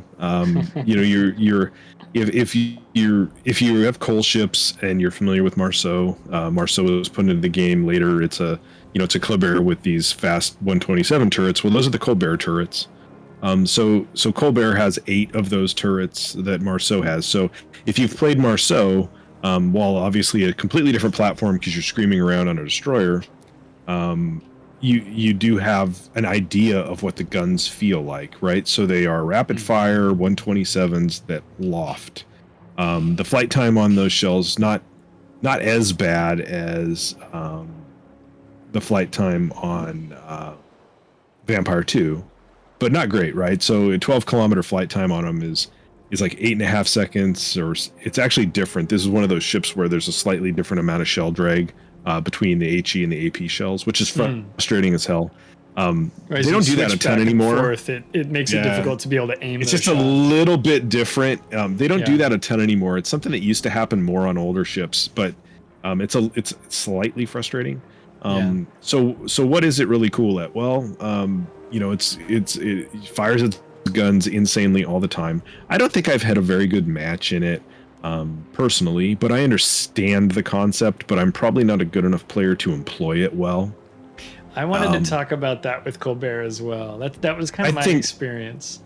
I think as far as cruiser play, right, you're at tier 10. It is a lightly armored light cruiser that doesn't have a mountain of hit points. Right. It has a repair party. You'll need it. But it's a good repair party too. It is a good repair party. It has good hydros. It's got a healthy speed boost. It's got great defensive AA. It's a good AA platform, right? Because it's a light cruiser. Is it in that way? Is it any better than say like Mino or Wooster? I don't know. I couldn't tell you. AA is so subjective nowadays, depending on if it's a Nakamov coming after you or if it's a Kaga. But yeah. I think what you get Colbert for is the insane. Well, I've got all these guns. I can get, most of the time I can probably get 7 of them on target, or however many of the turrets I can get to swing around the direction I need them to rip off tons of shells, and it just vomits shells at a high rate of speed. Oh, it's hilarious when it's going off. It's hilarious. We did. Yeah. I think one of my we had a match in it where there was like a GK or a Preußen or something pushing, and I was able to rip AP into his superstructure for the longest time and just melted him. I'm sure I died in that match not long after that. I remember, in fact, I think you were like, and is he going to get torps out? No, Colbert doesn't have torps. There's no saving you on the corner of an island with dumping torps, right? I wish it had them, but it doesn't. Yeah. And so it's kind of an interesting play style, and I haven't completely worked out the right way to play it yet. It's not like playing Henry or Marseille for that matter. It's entirely different from those ships. Comparing it to other tier 10 French cruisers, it's not like those. But I think it's a neat ship, and I think obviously it works really well for some people. I'll figure it out eventually, or I'll get good enough that I can excel in that style of play at tier 10. But for the most part, my matches that I've had in it are really kind of mediocre to poor. Yeah, I think I played 3, maybe 4 matches in it total. Couple of them on stream, couple of them off stream. I found just a couple of quick specs I'll run over on this thing. You covered some of them, but it's 16 guns, 127 millimeter guns. So the HE pen is going to be limited. Somebody in chat said 23 millimeters. I think that's correct. The AP DPM you referenced 734,118, and the HE DPM 592,941. Now that's not effective DPM. That's what the maximum DPM is, and you're not going to be able to hit all those shells. You're going to throw a lot of them straight into the drink, but that is what the DPM is. On the AP shells, or I'm sorry, the consumables I wanted to talk about, the hull repair we mentioned, it's a good one, 18.5% hull repair. Normal for a cruiser is 14, so it's a lot more hit points per second. You can also recover 50% of your citadel damage. So if you get citadeled, and you will get back more of that damage than most other cruisers. Most cruisers are between 10 and 33% of citadel damage, which is great. The speed boost is also a very useful thing. You're going to need that to escape. Oh no, shoot, I'm lying. I'm looking at the wrong ship. Oh no, it is 18.5 and 50. I just had it sorted differently. Mm. Austin also happens to have those same numbers. Ignore that. But it's got the speed boost there, which is great. And like Scott has said, you'll use that to get away from danger. I found that I lived longer in it than I thought I was going to, because I was like, there's no way I'm not going to get Smolensk blapped in this thing, right? Because I expected that to happen. Colbert feels a little more maneuverable than Smolensk. And I think it can recover more hit points than Smolensk pretty significantly. It's got 4 heals to Smolensk's 3, and then 18.5 versus 14%, 50% versus 33% on the Citadel damage. So Yeah. it is hard to squeeze all the damage out of it. I think your comment about, maybe you don't quite bring the skill to the table, I certainly don't think I do either. I think for an average player, it's a hard ship to be really good at, but I think the rewards are there if you've got the skill to bring it to the table. So, let that be a note, and you can take that whichever way, right? If you're listening to this and you go, well, I'm an expert and Clyde is terrible, then good for you. Colbert might be your next ship. If you're struggling with, other ships that are a little bit more accessible, you may find Colbert to be a very frustrating play. Yeah, it's a little bit thicker than Smolensk, right? So it's not as easy to do the T-pose thing and have shells pass through you. I noticed in chat, Brand asked if Colbert was a real ship. Colbert was a real ship. I think she was commissioned in the 50s by the French and used probably like up until the 80s. In fact, I watched a video on YouTube where at the time, probably in the last decade, Colbert was chained, anchored, just de-armed, anchored, and the hull is afloat, like in a place where the French anchor old warships. And these people are the kind of people that go like and explore things, urban explorers. But these guys took a raft out to Colbert and walked around on it, and I don't remember how they got on board, but they walked around on it and took a bunch of pictures. It was kind of an interesting video. Yeah, she's a real ship. Kind of probably from the same concept era of something like a Mino or something, right? Like the dual purpose gun, like anti-aircraft, interdiction, light cruiser, that kind of thing. Yeah, Grieger says, don't look too long at Colbert. Oh no, it blew up. What have you done? Yeah, I mean, that can be an experience that you can have for sure. Yeah. No, that is interesting. Speaking about not spending too much time on ships, it is already 10:30 at night here, and we have a lot more ships to cover. So let's go to Gibraltar next. Mrs. Clyde has brought me my phone. How kind of her. I have a million notifications.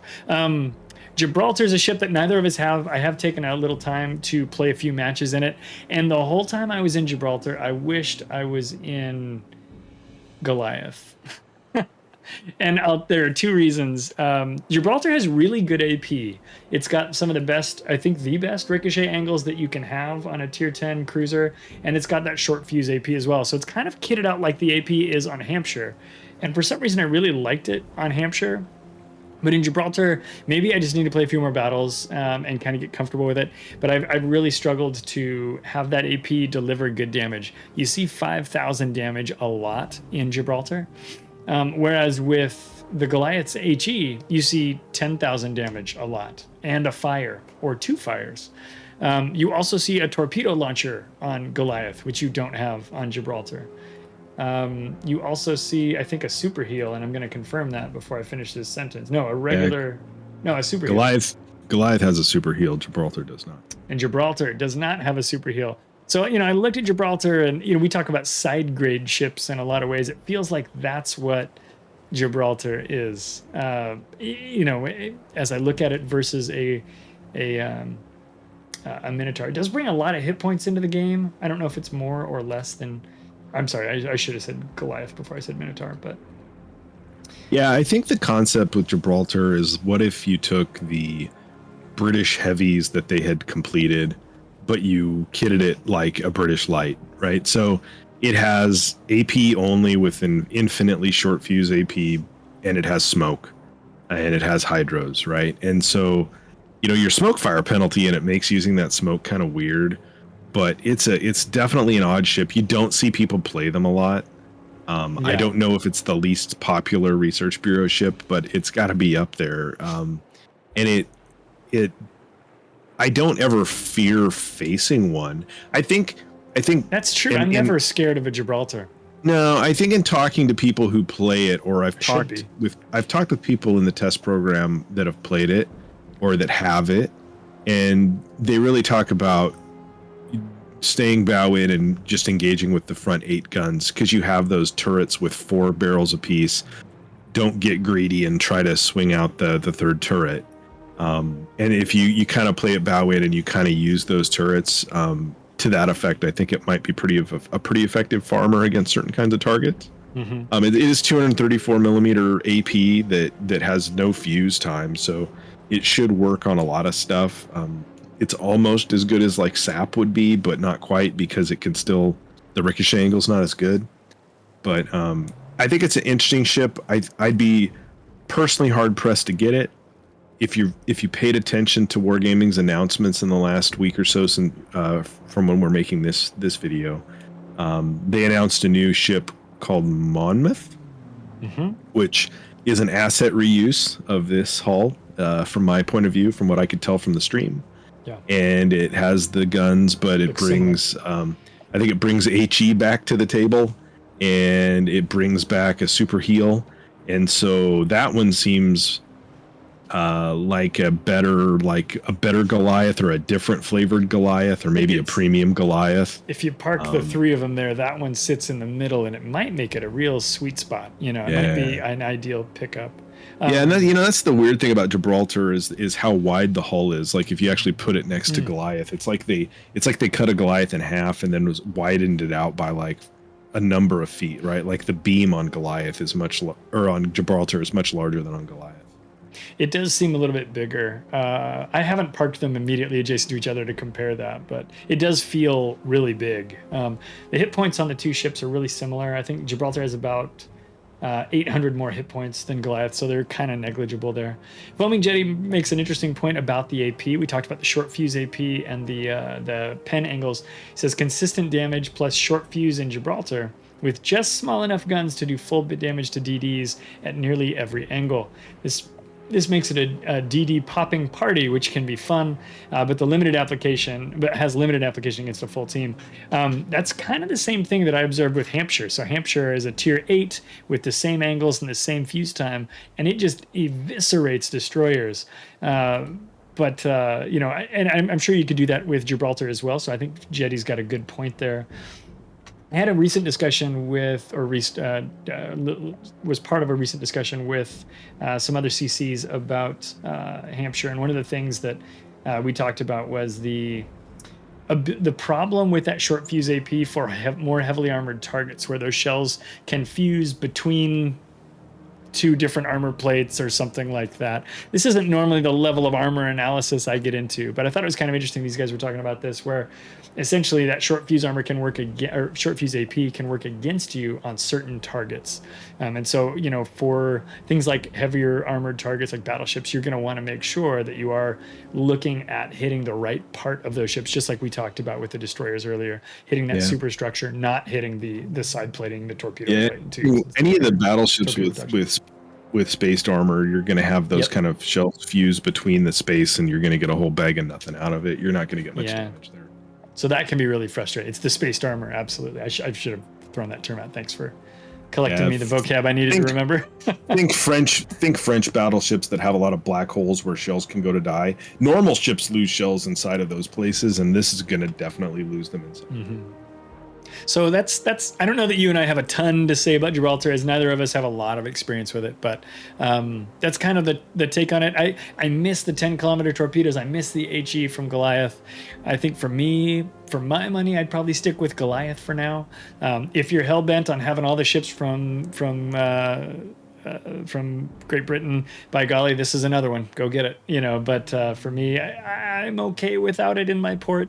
Maybe if I run out of stuff to buy, but Wargaming's coming out with stuff faster than I grind research points personally. Scott, your final thoughts on Gibraltar? Anything else you want to say about that ship? Yeah, that's my same opinion. If it was the only research ship I could get, I might get it. The collector status we were talking about earlier. They put out research ships quicker than I get research points, so it's not high on my list of things to get. Honestly, the only reason I'm interested in it at all is because I never see them. That's totally a thing that makes me want to get ships. That's why I want to get Colbert, because it's kind of rare, but Gibraltar's super rare. Like, I kind of want to get one just because nobody has it, which is a dumb reason to get it, but that crosses my mind all the time. Okay, well, let's jump up. We'll talk about Sevastopol next. This is a ship I've spent a bunch of time with lately. I made a comparison video that's on my YouTube channel all about Sevastopol versus Moscow versus Petrov versus Stalingrad. This is a ship I do have. I had the opportunity to try that out early. Wargaming let me borrow a rental of Sevastopol.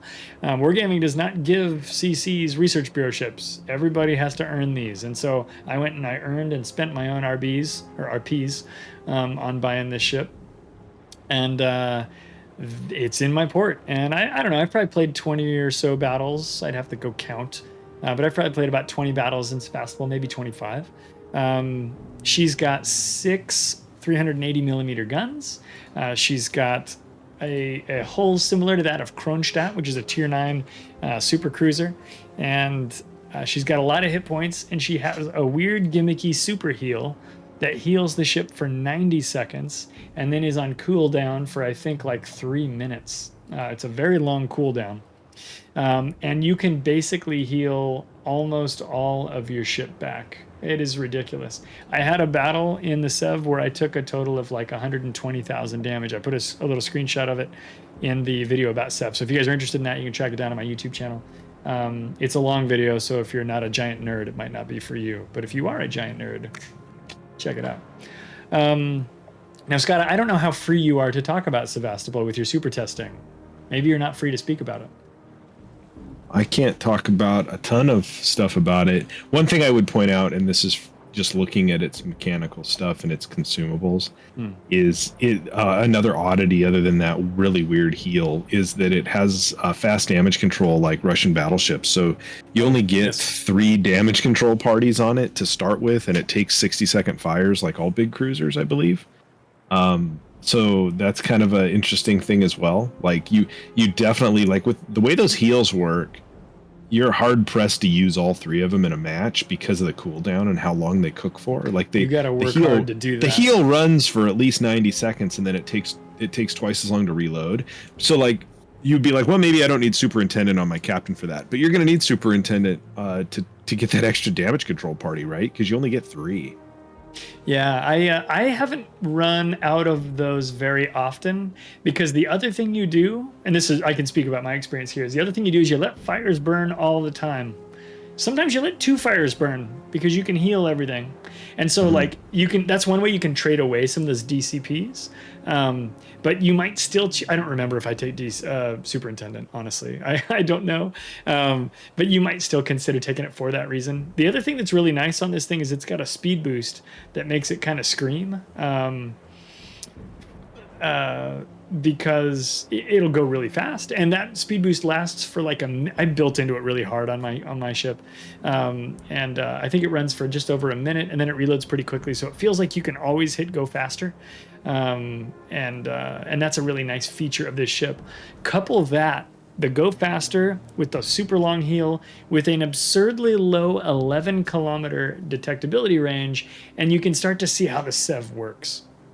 You can basically take Sev, go and get into danger, use its 380s to get 380 millimeter work done, and then when things get too hot or you get too on fire or whatever, you hit the hull repair, you wait for the you hit the damage control party to put the fire out, you hit your hull repair to start healing, or you don't hit damage control party. Once your concealment goes back to 11 kilometers, you can flip a U-turn and escape with a speed boost, and then get ready to come back and do it all again when you've healed up enough. One of the things that helps that work is its incredibly terrible reload on the guns. Gosh, how long is that reload? I'm going to look it up so we have the real number here. Sevastopol's main battery reload time is 25 seconds base if you didn't adjust it at all.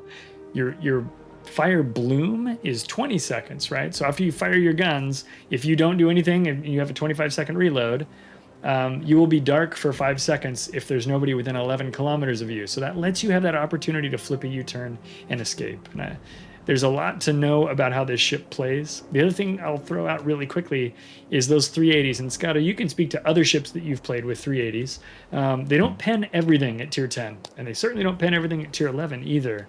That's one of the things that you got to choose your targets and your angles pretty well with the 380s. As though as big as they are, they're not big enough to pen just about anything. Yeah, overmatch on that gun is like 26 millimeters, right? And so if you look, it's ultimately, I think when the ship was announced, they talked about how it was going to have these 380s, and basically they're German guns. The shell characteristics aren't the same as any German implementation of them. They're Russianed up a little bit, as I would say. They're, the speed of the shells. Yeah. The initial speed of the shells on the AP is the same as Siegfried's. But there's less drag on the shells, so the flight time's a little shorter and the impact speed's a little higher, and so you get a little bit more pen. And even though the overmatch is the same, they work there. I wouldn't say if you played both that they're identical. I think they'd feel different. Obviously, it's going to feel different than those guns do on like Bismarck or Gneisenau, which ostensibly they're the same guns, right? It's a German 380 millimeter gun. So I think mechanically they've been Russianed up a little bit to be a little bit different. I could speak to the hull on it, as I've played Kronstadt a fair amount, and I think Kronstadt, that's a ship that not a lot of people have, because it's actually one of the premiums that was like available for some of the shortest period of time and then was never reintroduced. But Kronstadt, as far as a Russian heavy cruiser goes at tier 9, it's the same hull that Sevastopol has, in my understanding. And so while it's a relatively tanky hull for bow and engagements, it has a citadel that it can take good citadel damage in the side. Like you don't want to give up that side to other stuff you're going to encounter, like a Stalingrad or even some of the higher velocity cruisers, even stuff like Moskva and stuff. I think Kronstadt and is going to take citadels in the side, right? So again, you have to be careful with it. Just because you have that mega heal that can heal back a lot of citadel damage, doesn't mean you want to take a citadel. You can't. Yeah, you can't. I'm assuming that even though it does that stuff, just looking at how long it takes for the heal to come back, like you don't want to. You can't just be dumb. Like you don't want to. No, you still have to play carefully. You don't want to toss your boat away, right? And so. Those are some of the questions I would have about if I was going to have Sevastopol in my port, is what does it give me that other tier 10 Russian cruisers don't? And that's the conversation that we had before Sevastopol came out. And that was the impetus for your video where you reviewed Sevastopol and you compared it that way against Petropavlovsk and Moskva and Stalingrad, right? And so those are the kind of things, if I was a shopper in the research bureau store and I was looking at Sevastopol, I'd wonder, like, what am I getting here and what does it bring to my port? Yeah, and a couple of things you mentioned I want to kind of jump in on. You talked about the Kronstadt hull. One thing about the Citadel and the Kronstadt hull is it does sit fairly low in the water, but it's longer than all of the Citadels in Stalingrad, Moskva, and what's the third? Petra. It actually extends out all the way to the ends of the turrets, which is pretty insane. And I show all this in that video. If you guys are interested in getting into the details there, you can certainly go there. Another thing I'll mention is in that video, or actually below that video on YouTube, are a million comments from really knowledgeable players and some people who just had big questions. There's a lot of interesting comments in that video, and it's probably worth perusing those as well if you check out, if you decide to watch that one, if you get interested in Sevastopol. I'm a fan of this ship. It is not necessarily for everybody. I don't know that it's really something you're going to see in a competitive thing. You're not going to see this. Well, watch me say this and be wrong. I don't think you're going to see this in COTS. I am not a COTS level player, so don't take my word for it 100%. But I don't think she's going to do those things. But I think she's a lot of fun. But again, I don't think she's necessarily the most powerful Russian cruiser. And if you want to know which one I think it is, you can certainly go watch that video and check it out. But I have a lot of fun. I know, watch me plug my little video again. But I have a lot of fun when I play Sev. I will say another thing too. It took me a long time to figure out what I could and couldn't do in it. I think I sent you a text one night, Scott. I said, I've lost 6 games in a row in this stupid thing. I hate this boat. When I first got it and was fiddling with it. And And that is true. I hated it for a minute. And then I thought about my build. I thought about what I was trying to do, and I came up with something that would work. And I realized the connection between the guns and the concealment and the heal and the DCPs and how all and the gun bloom and how all that worked. And I learned what to shoot at and what to not shoot at. Because you only have 6 barrels. And let me tell you, 6 barrels with kind of okay dispersion, that feels bad sometimes. Feels bad, man. There's an emote for it in Twitch here. So I don't know. But I'll tell you, I do have a lot of fun with it now that I'm comfortable with what it is, and I'm not asking it to be something it's not. That's kind of my final notes on Sev. I don't know if you have anything to say or if we want to move on to Siegfried. Nope, I can't really talk about it. That's probably the right answer. We'll go to Siegfried next. Scott, I think you know more about this boat than I do. I have played it, but I think you've studied it. Because I remember you were thinking about getting it for a little while. Or at least comparing it to Aegir and stuff like that, which I think people would be interested in it. Yeah, I mean, I think historically, folks remember when this ship came out, right? Aegir and Siegfried were twins in development, and they came out at a similar time. Aegir is a free XP ship, I believe, still, and has, smaller guns, 300s, and Siegfried has the 380s, so it has less guns, but they're bigger. And that's kind of the gist between the two. I don't have Siegfried. We have friends that have Siegfried that like it quite a bit. I don't dislike Aegir, so I've always thought I might like Siegfried. Back when they first came out, you could, before the captain rework, you could build into secondaries on Siegfried, and it was really effective as a secondary ship as well. And then when they did the captain rework, they took that away from cruisers, right? So I think that's always been the primary complaint that owners of Siegfried prior to the captain rework had, is you ruined what this ship did that was fun. Yeah, that was a real bummer when they changed that, wasn't it? People were especially because of the currency for it. Yeah, you can extend the secondaries on cruisers. You can alter the reload with some of the skills, but you can't do manuals anymore. So I honestly don't remember if they ever went back and swept through on this ship and like tweaked the accuracy of the secondaries, even though you couldn't focus them. I don't know if they improved the accuracy. I think of something like Napoli, right, where Napoli secondaries have like baked in better accuracy, right? So you can play with those cruiser secondaries there. I look at something like the announced Tier 9 German cruiser Admiral Schroeder that they announced that's coming to the game this year. It also has, I think, improved secondary accuracy, right? I don't know. I don't think Siegfried really got that after that change, right? So what you end up with is the same as Aegir, but you've got 6 380s instead of 9 300s in a cruiser, right? And so, again, friends of ours, friends of the show, folks like Not Odysseus, who recently got Siegfried, he likes it. He's posted a lot of great stuff.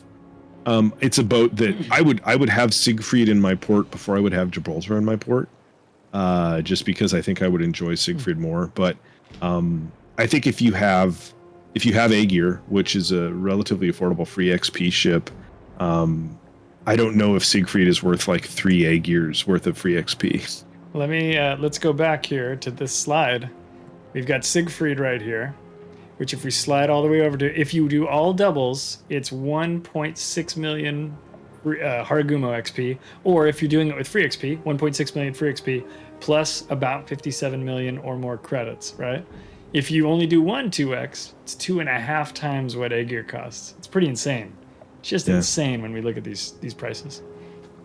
Yeah, but there's fans of the Kriegsmarine ships. They don't care. They'll just get it no matter what. So Ross Knight has saluted and just chimed in. It was worth it for me. Can confirm. He's a big. I said that before that even came out, right? But those guys wear booze. They're just gonna get it no matter what. So I mean, I think it's probably a fun ship. It's just not one that I currently have. It's one I would consider getting, but again, it's not been a priority for me to get. Probably from what we talked about at the beginning of the chat about how I prioritize the 10s over the 9s. Yeah.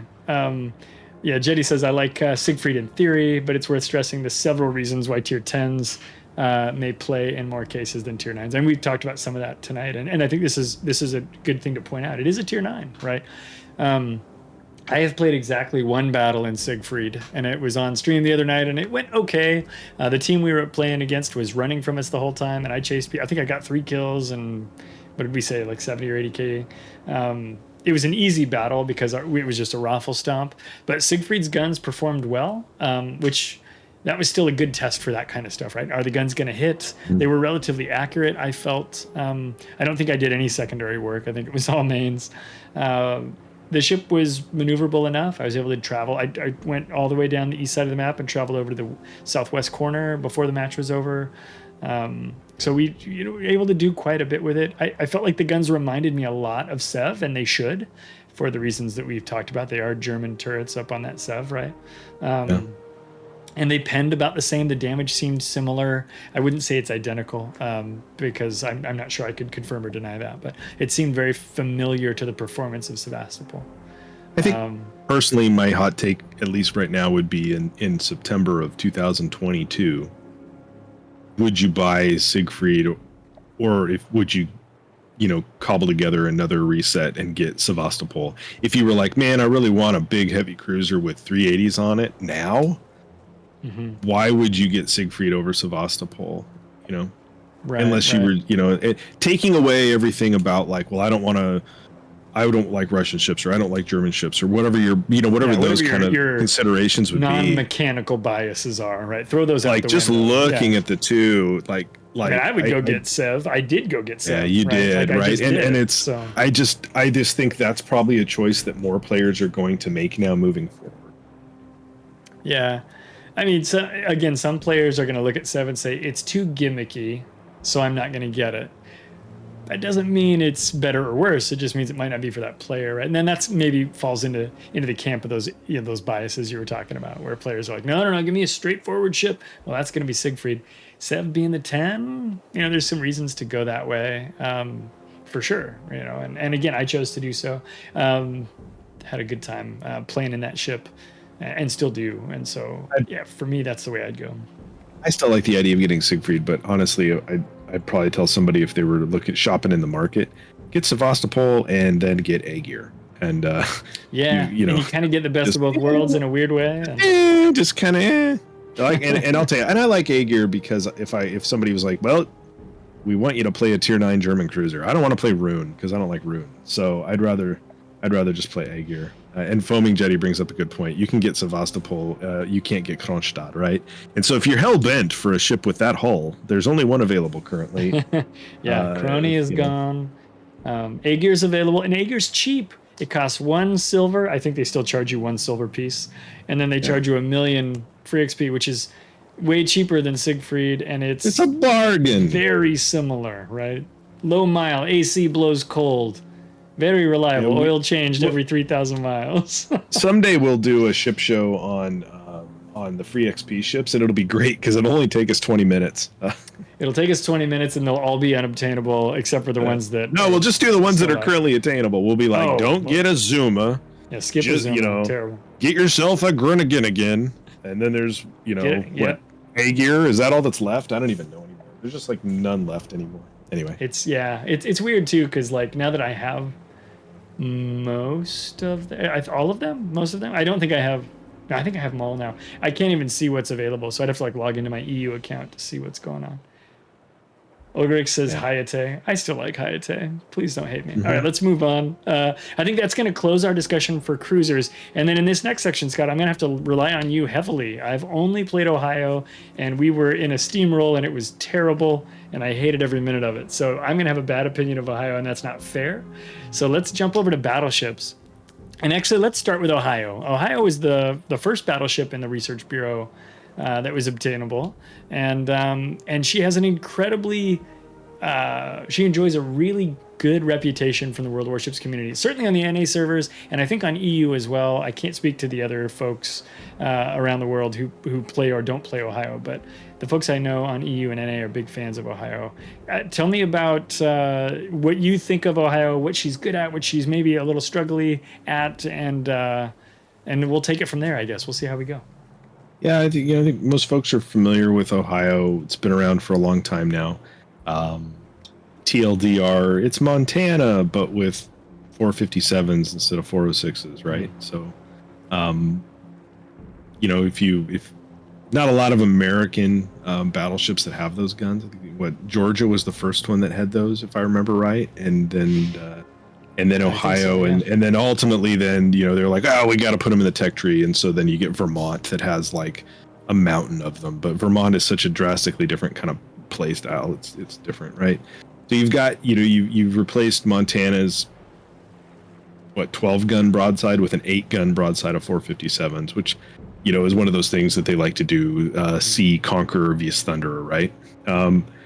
Ohio has improved secondary accuracy and range that make it more like Massachusetts and Georgia. And so it's all, we've said this before, probably in some video we did. I know we talked about my opinion that the true American battleship split is Massachusetts, Georgia, Ohio, right? Yeah. And I think all three of those are super fun to play. Get Kansas and friends out of here. It's Massachusetts. Georgia, Ohio. Yeah. Right. Real American battleship aficionados. They don't want that tub. I'm not gonna swear. Tubboat.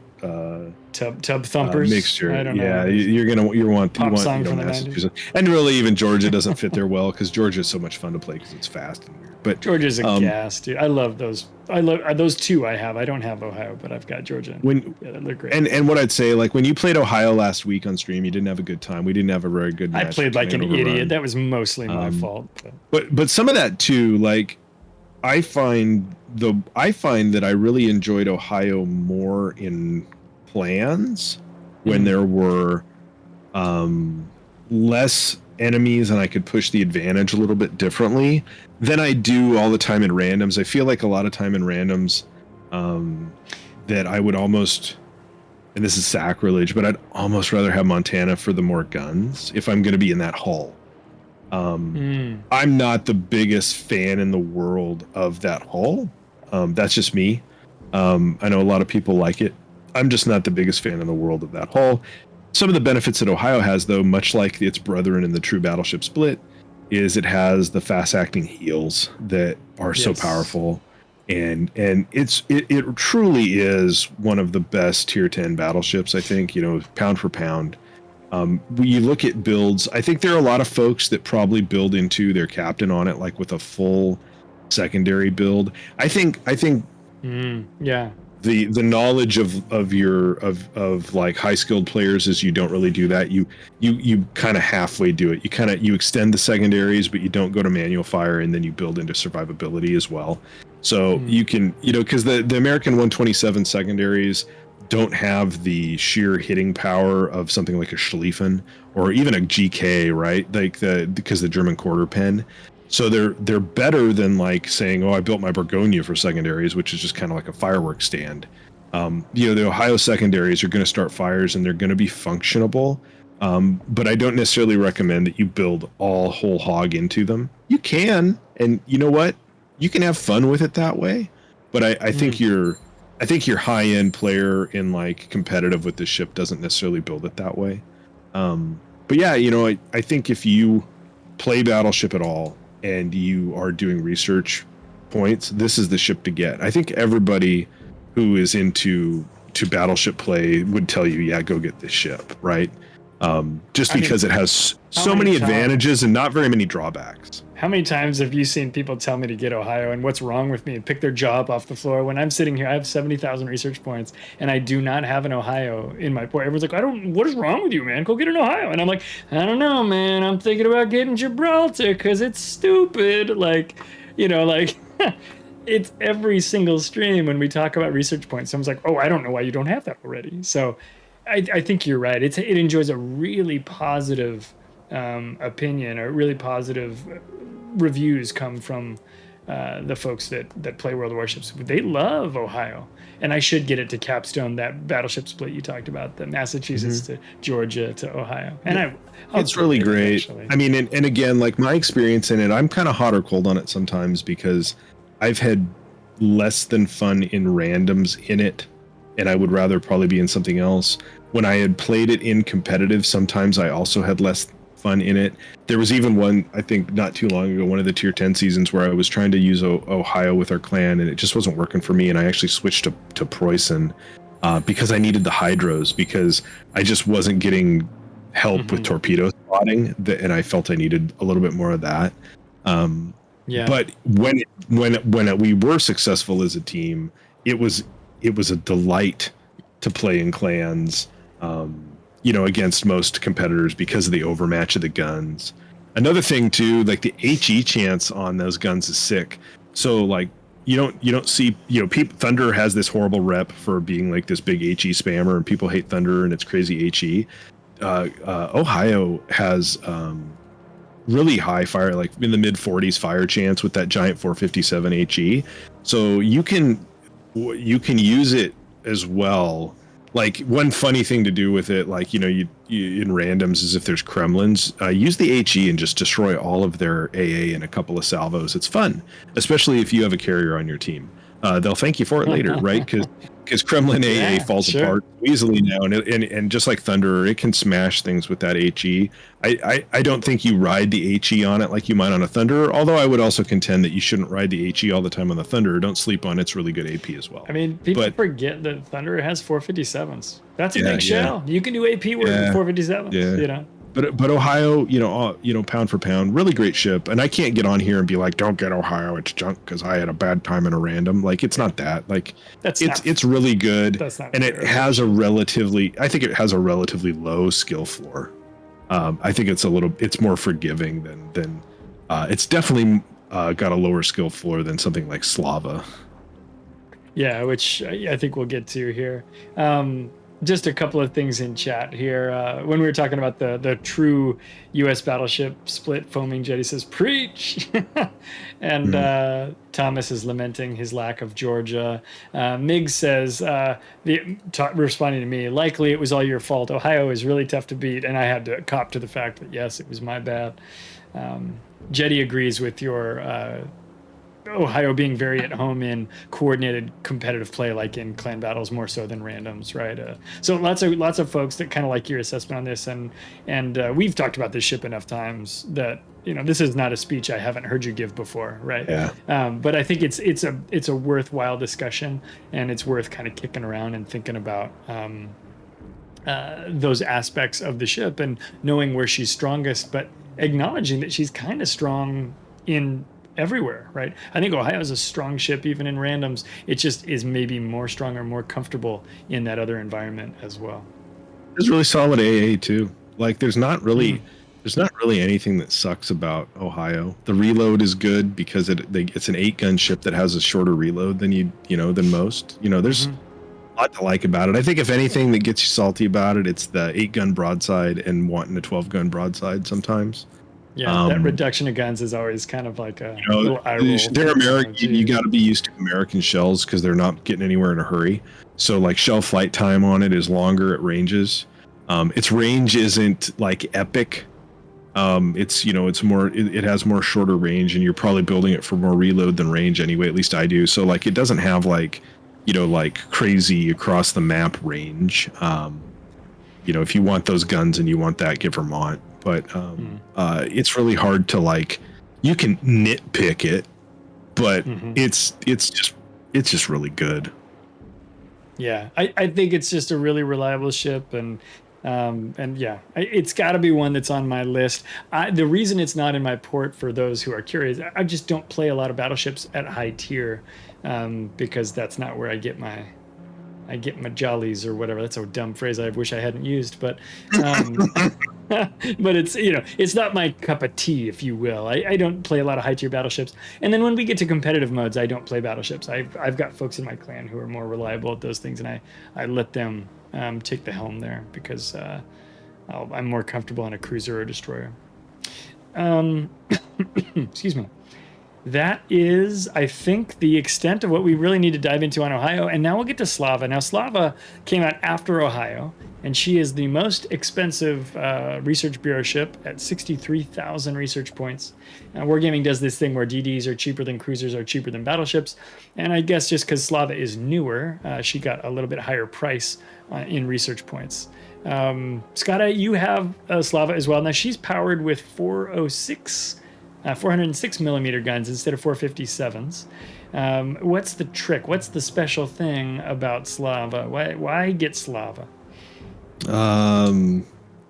Accuracy and speed of shells, right? So even though it has 406s, Slava kind of looks like Kremlin. It's a similar looking hull. It's not armored in the same way. People will point out that Slava has a much thinner bow. We're not going to get into the mechanics of it, but if you go dig around, you can find, like, Slava's one of those ships that has hidden armor plates. So even though it has like a thinner bow, there's like a couple hidden plates in the bow that kind of stop it from taking like nose-in citadels from most things. But anyway, what I would say its party trick is even though it has 406s, which, oh man, 406s on a tier 10 seems so small in 2022. Right. The initial speed is insane, right? Like it's 870 meters per second. There's very little drag on the shells. Slava shoots at very long ranges, and even if I look at this chart on Ship Tool and I push out the firing range to 20 seconds, the flight time on Slava's shells. Bring it up if you didn't. The firing range at 20 kilometer flight time on Slava shells is 10 seconds flat. Which is insane. The impact angle is only 12.2 degrees because the shells have such a flat arc, because there's no drag and because they're moving so fast. The pen on them, even though they're 406s at that range, is still almost 600 millimeters.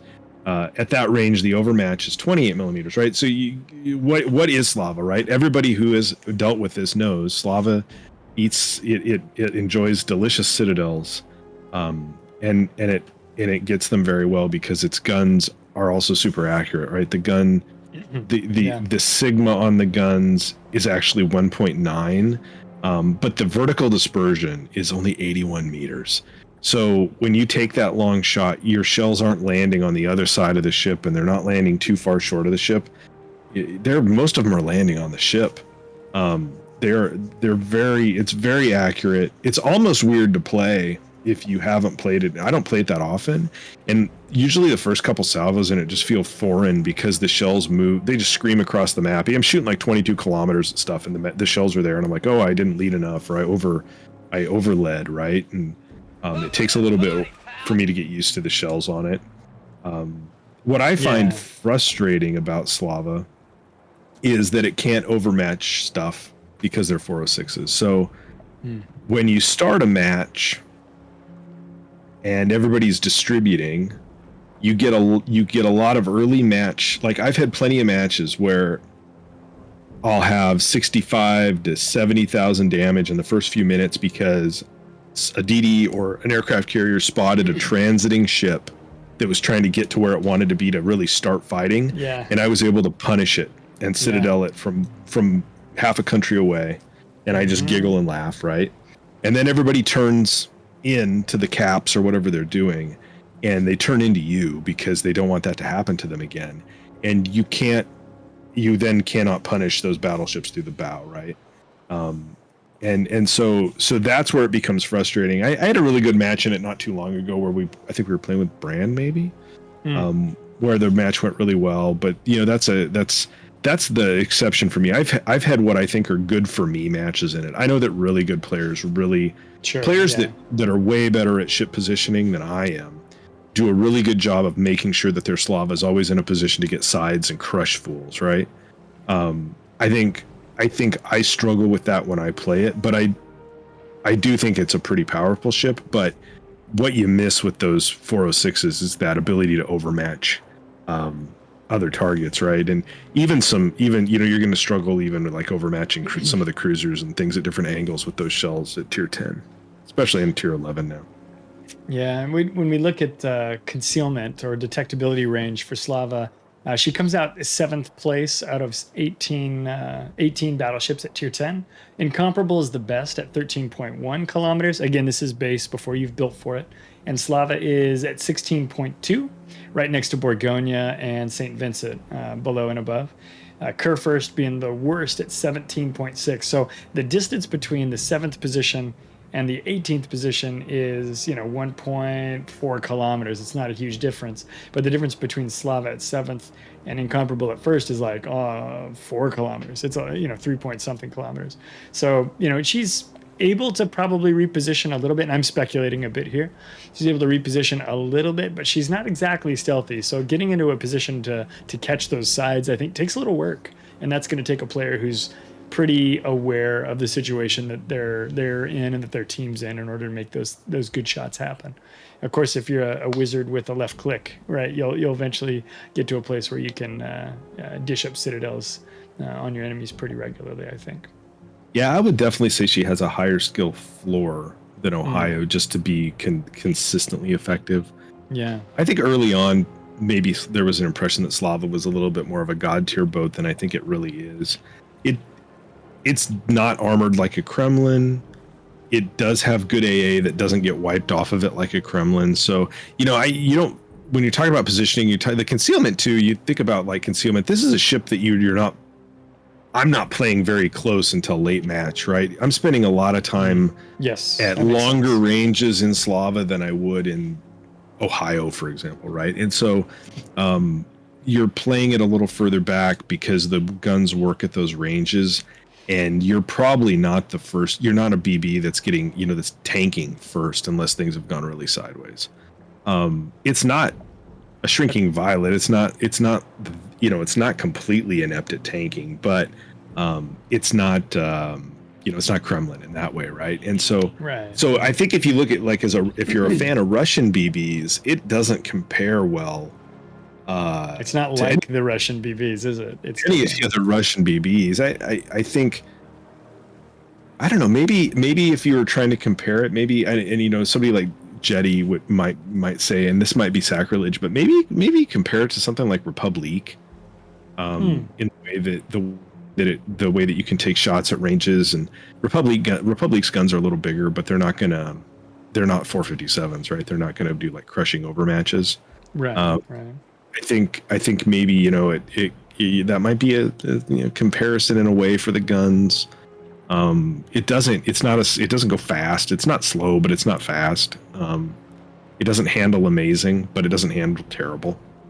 But I don't know. It's a different. Again, this goes back to an era when Research Bureau was introducing ships that played differently than counterparts, right? Yeah, and so for sure. Ohio plays differently than Montana from a certain point of view. Slava definitely plays differently than Kremlin. Golly, if you tried to play Kremlin like Slava, you'd be in a bad way. You could play Kremlin like Slava when Deadeye existed, and that was really great. But you can't do that anymore. So goodbye, Deadeye. Not sorry to see you go. Said Cruiser Clyde. But it's kind of an interesting ship, and I don't regret spending research points on it. I don't think it's a ship that ever, like, I don't play Battleship a ton for us in clan battles, but I don't think it's a ship I've ever taken into clan battles. I don't know. I don't know if people play it in ranked. Maybe people play it in ranked. I don't know. I haven't played ranked in a long time. So I guess I've seen one in ranked before. I don't know about regularly. I guess it's more like, maybe it's mostly like a randoms kind of boat, but I don't know. I don't see them all the time. We see them enough. I don't fear them like I used to. I understand what it can do now, and I just make sure I'm not giving myself away to what it's good at. Yeah, I remember when Deadeye went away, the thing to remember was Slava didn't lose her Deadeye ability, right?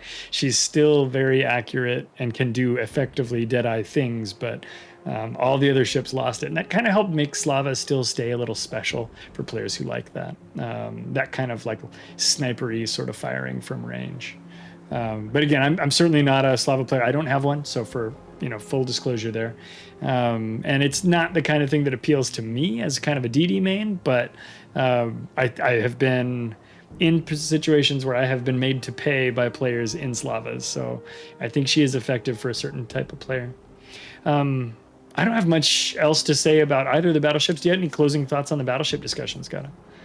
I think, we talked a lot about Ohio. I think the other thing, the one thing you can't, regardless of Slava's ability to overmatch or maybe, ranges and stuff like that, you can't dispute the ability to put your shells on a pixel with it.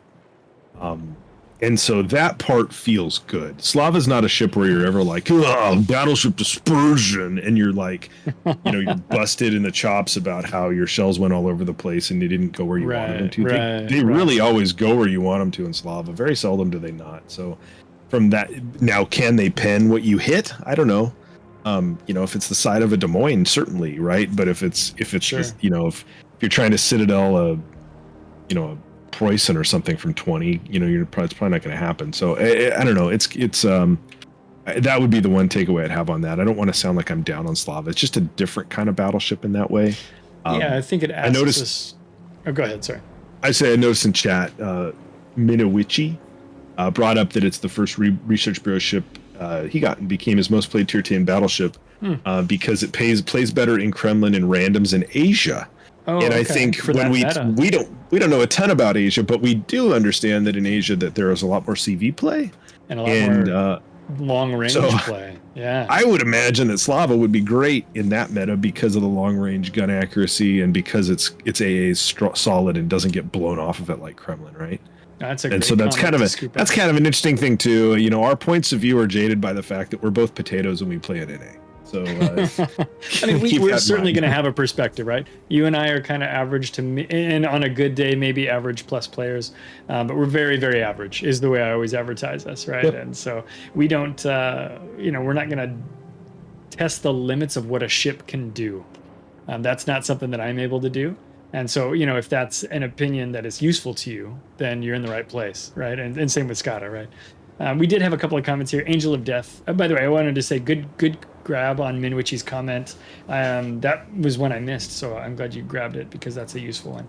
Angel of Death said yes, it shows up in ranked. And then GoFox says I don't really see it in ranked. So maybe we're having a little bit of a different experience there, but that's definitely something that I think you might catch a Slava or two out there in ranked. Well, with that, guys, I think I want to wrap up our discussion here of Research Bureau ships.